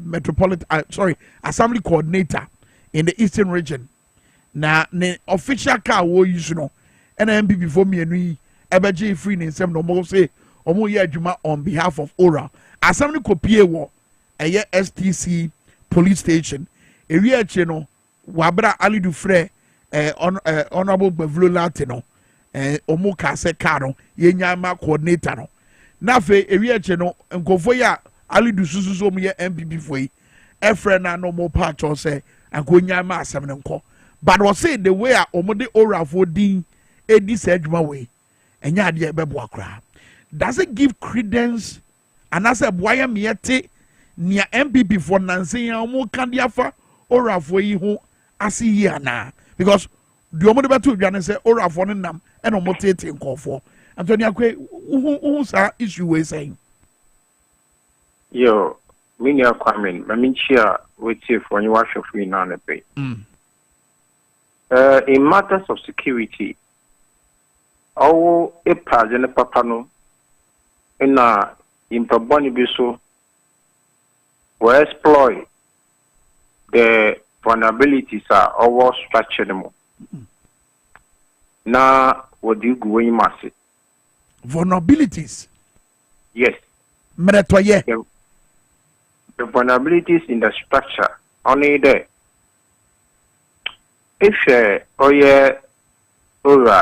operation recover area one major would in fact Yabaka Ghana for baby oyaza if you support what them wanna or you're positive now them positive no impact minimum say account within the political content no onye me hunda waye MP people very there and explanation another the narrative at the mamno what peda wogu oye orano no fin now these are very critical issues. Mejidi there or there.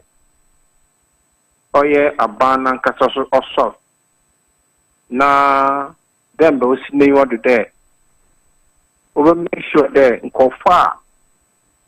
Waje manu ne property. One for one papa do na waje no. Over retrieve ni nano. Or that abandon kasaso there. Yeah. Una imponukano were part of this illegal possession of state assets.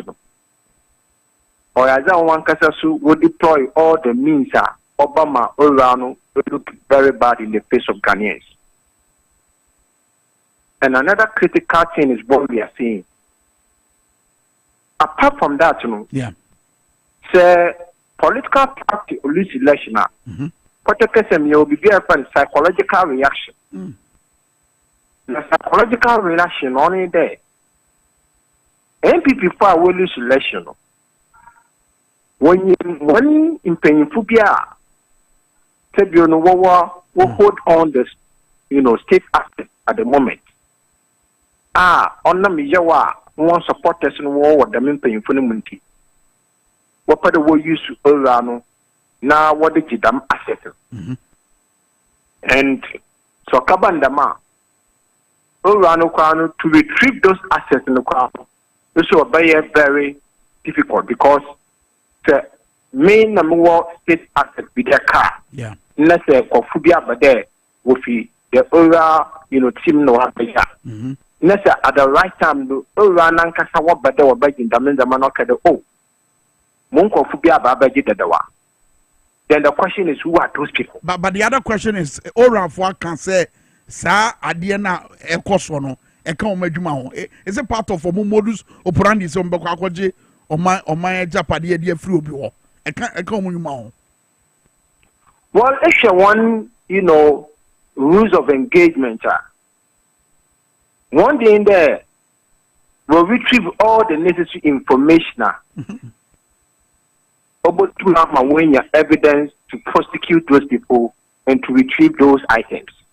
And does retrieving information include say Obaje Ubeshim Obi carefree in them and as a Kabia Usuzu say ya buying Eddie free in them?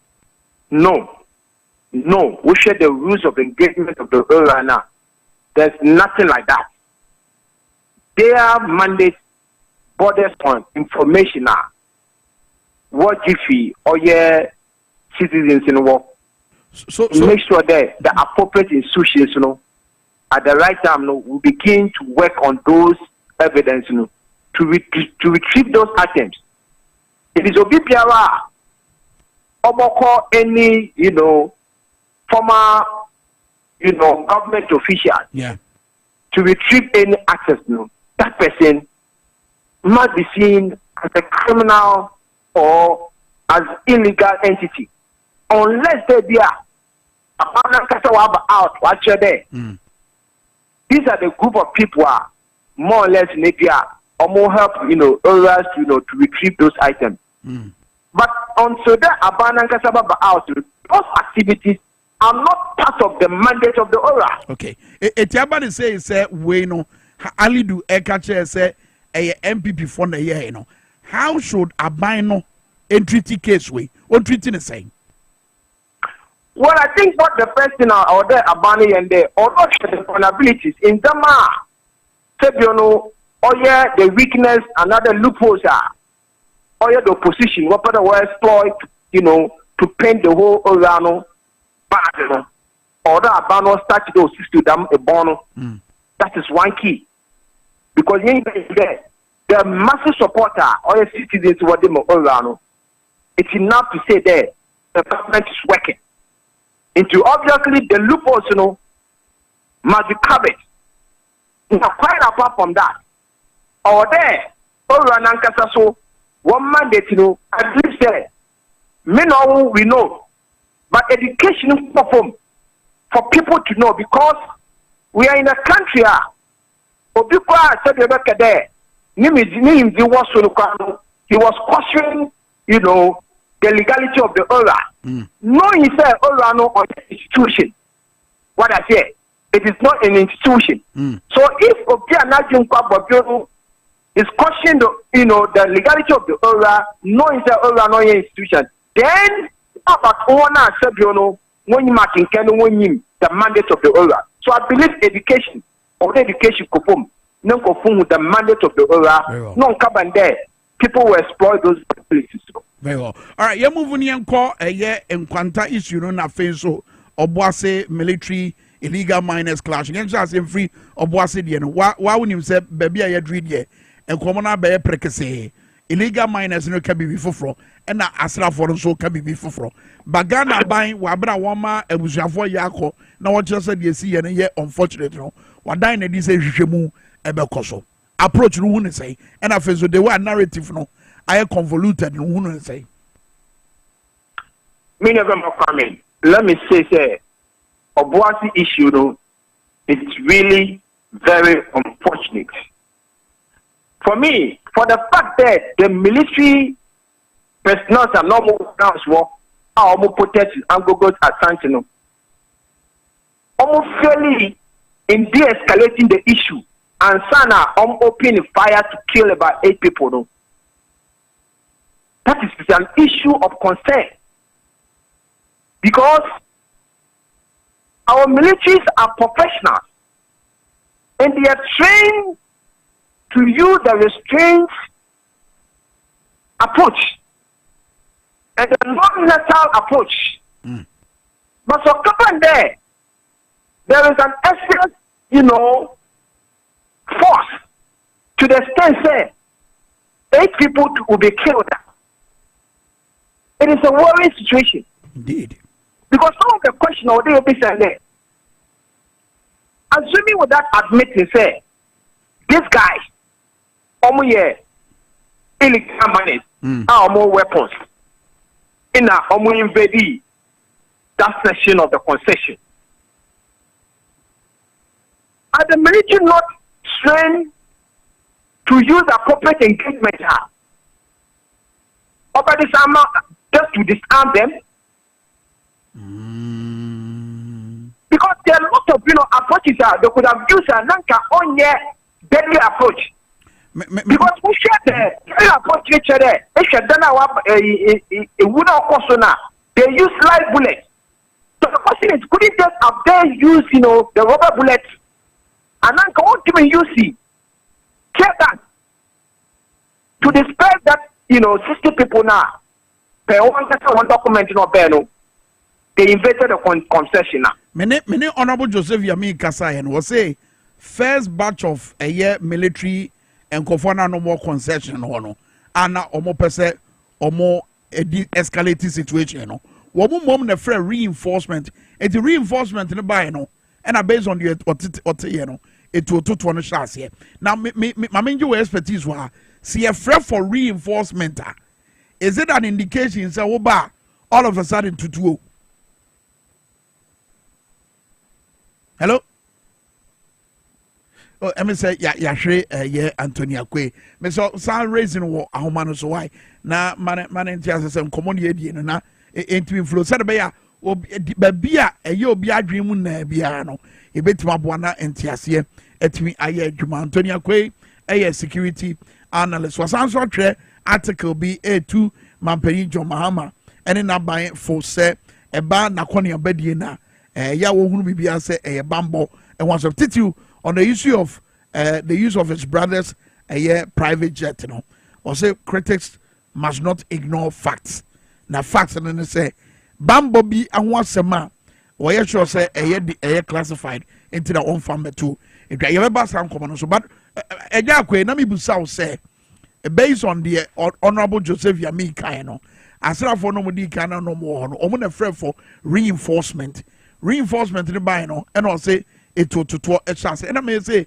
based on our expertise so offer for reinforcement does it mean so buy sanitary ogun so a penny a swap na more grounds one the kind of briefing what the reinforcement the briefing was more or less like heightened or there they must come with all the force. And no influence, near sea. So that means that one and our grounds, the brief number the enforcement team was very, very high. But the question is, if that is the case, look, you are dealing with civilians. You are dealing with civilians. To the extent that make us say, if you come use arm now, you the military are trained. I say, if you plan to say, if you are dealing with him, you can disarm the person without necessarily say, who kono. What I say, which means shooting in hand, you can shoot the arm. That is why you are trained. Because we put training in the military officers. Before send over hit the target in the corner, what's there?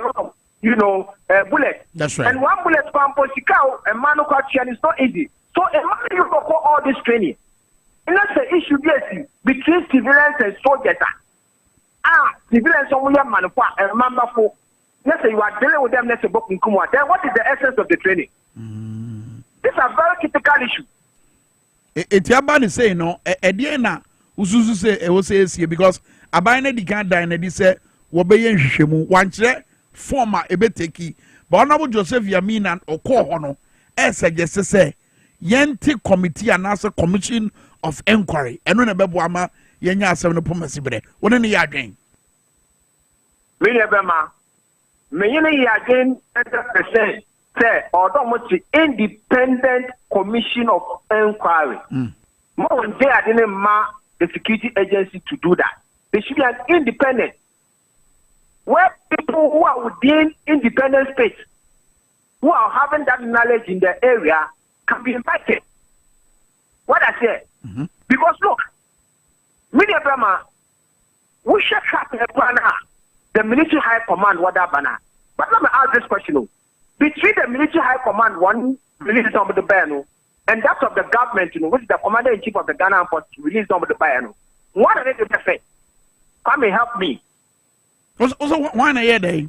Me say, President Nakachi can't if you are buying. Yes. Said the president has ordered for investigation into the matter. Yet the insertion as here Felix Kwachi of acting spokesperson, my president. Yes. Because when we military for one day to Sabeno. Mr. Mufan to screen so mamena. Yes, I'm asking there between the two, one and the first. Oh, presidency the end of first. So this is the question we need to ask. Sir, the military high command, what are they hiding and what are they inherent to do?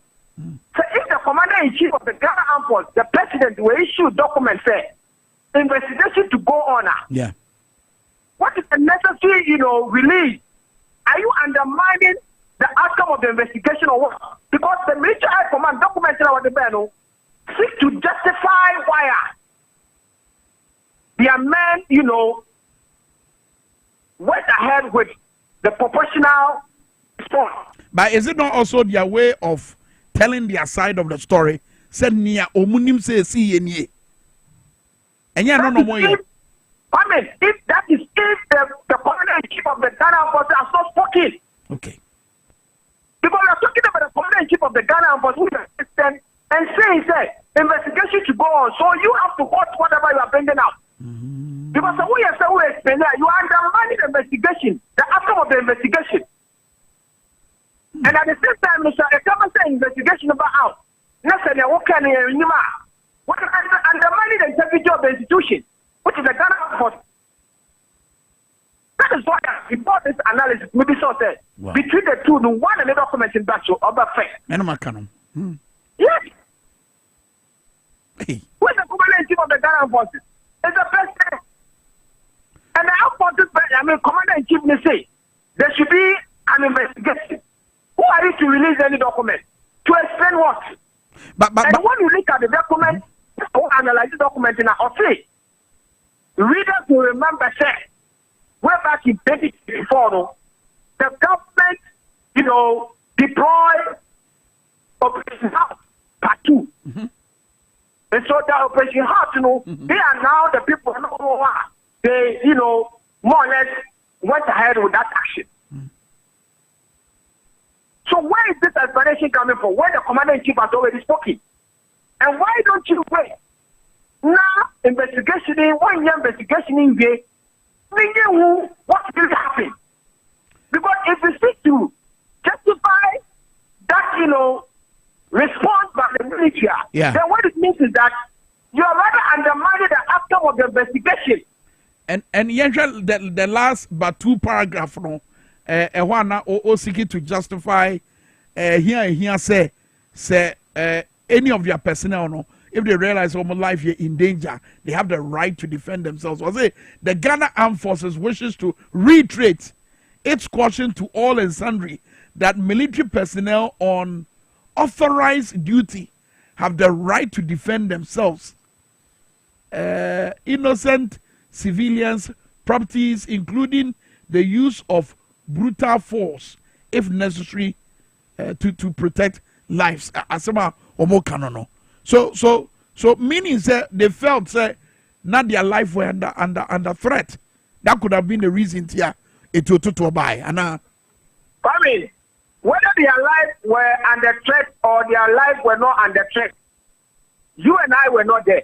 And the military command cannot say their power supersedes the president's power, who is the commander-in-chief of the Ghana Armed Forces. That is why the president's investigation must go on. So there's no need for that document to come and explain that your life was under threat. It's about to say the commander-in-chief of the Ghana Armed Forces one day. Because based on what analysis, as a statement he to Mampenyi Nasem Nase. So Mampenyi day. Of course, I think that the president must rise up. And if you analyze the military, command statement, it tells you that the president already left the form. And look at the one within the military high command who undermining the human rights and dignity of the citizens. For Christ's sake, you cannot kill 8 citizens. 8! What are you talking about? So if you were to use, the national force, I don't think that casualty will go high as 8 people being killed. Right. No, this is critical. It is. Investigation must go on so we get to the matter what really happened. Because look, if we gather the common ground yesterday, the boys were like they didn't do anything. They were not holding any arms as they prescribed that they were even holding arms. Sanomoka. Yes, so that is what I'm saying, sir.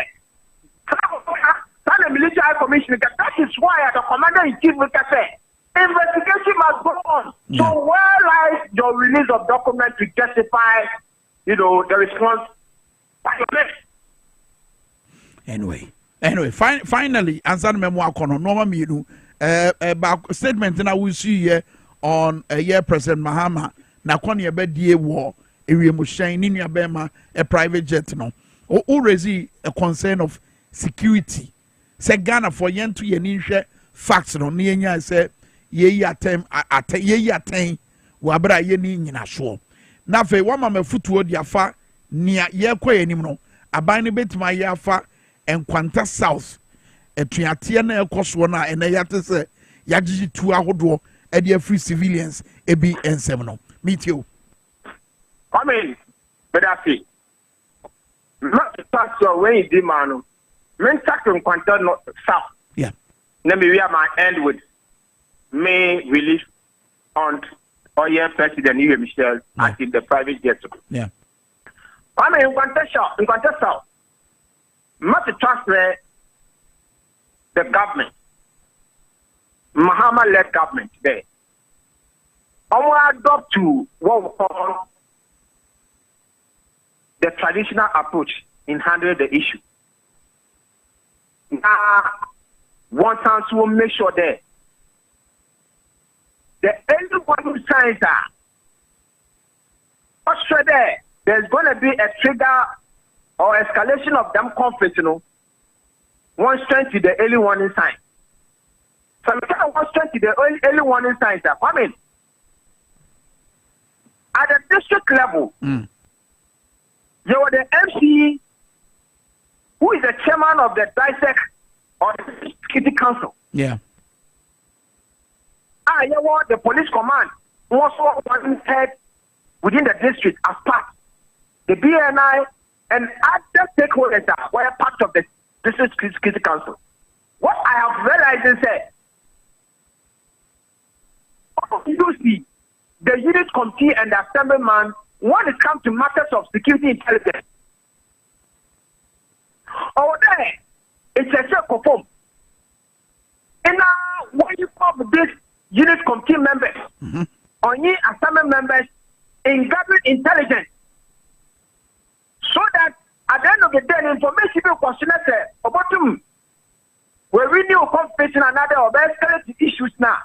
Now, in terms they will now communicate to the appropriate institution to handle the matter.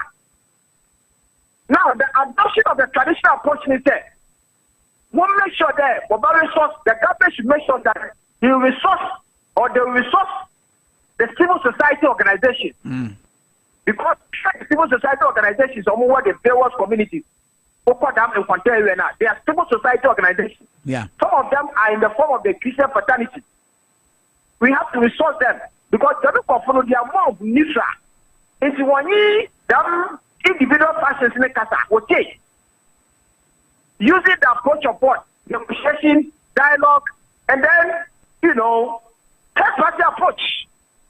So let's resource the civil society organization, non-governmental or governmental organization, and then including the Christian fraternity to make sure that we use one agent and the knowledge in terms of what? Negotiation, dialogue, mediation, and third-party approach to make sure that conflicts are escalating. Now back to President. Me Jetina, Jetina, or UCA. Yes. I issue a strong defense, press release to support the president for using his brother's, private jet. Yeah. And what I'm saying is that Ghanaians must understand what national security is about. Thank you, President Kwame Minkah, the president you are, Obuasi. Yeah. But I can tell you on authority that the president, the billions is here now. No, it can turn the whole country into chaos. That's right. Because we take the vulnerability to make coup. The government party is almost somewhere here. We have an exchange of what? Bullets. And you know the number of people who die in this country? It is a funny thing. President, what you need to boss. Now, almost there. Any assessment. No more documenting by say. Ghana presidential jet, it is safe for the president to travel with. Not a president here or a jet. Why are them assessment or share the jet to partners of president to corner? Yeah. Where lies Ghanaians to complain? Okay. And I'm telling you, sir, critics those who are criticizing. Yeah. Maybe critics, this year, Brenna so. Critics, the only kind of say, Sikaseye, no. Is there an evidence to the fact that Sikaseye be a koso? Wabra yedisi no. I mean, as it stands now, the whole budget number the buyer no. Was there any money apportioned for that? There's no any money apportioned for data. You and I, we don't know. But let me tell you on authority that when it comes to matters of security, it is beyond money street. Because but in Kwanya, very well. So for me, from where I stand, even if there's any budget to that effect, so long as president's life is at stake, please don't undermine the national security market. Very well. All right, Anthony Akwe, Medasepa, Yebre Enya Swano, no, but on come at the pa, Emery Pemono, Yabesa bound China, Yetimi, Edin Comobio, Medasepa, Anthony Akwe. Medasepa, Anthony Akwe, security analyst. Abusia hani ade mu besi e wo DwaboAse wo power 97.9. Anthony Nugbenu si wanya another engagement bia na nani na se besi enti na went me ama studio no na abusia for enfan channel. Well, enche bia wo TV so no me sure some behwe se appointment committee dwumadi no ekoso. Honorable Haruna Idrisu, Honorable Agboja Govins, and I know for a fact say Honorable Eric Opoku will be vetted today. Ewo Ghana Mrashebejofie ye de wonsem nyina bebremo ewo dwuma ye TV aso TVSYZ na face power 97.9 ye de dwuma de no asi ye behia nyame yɛ adom akyena bye bye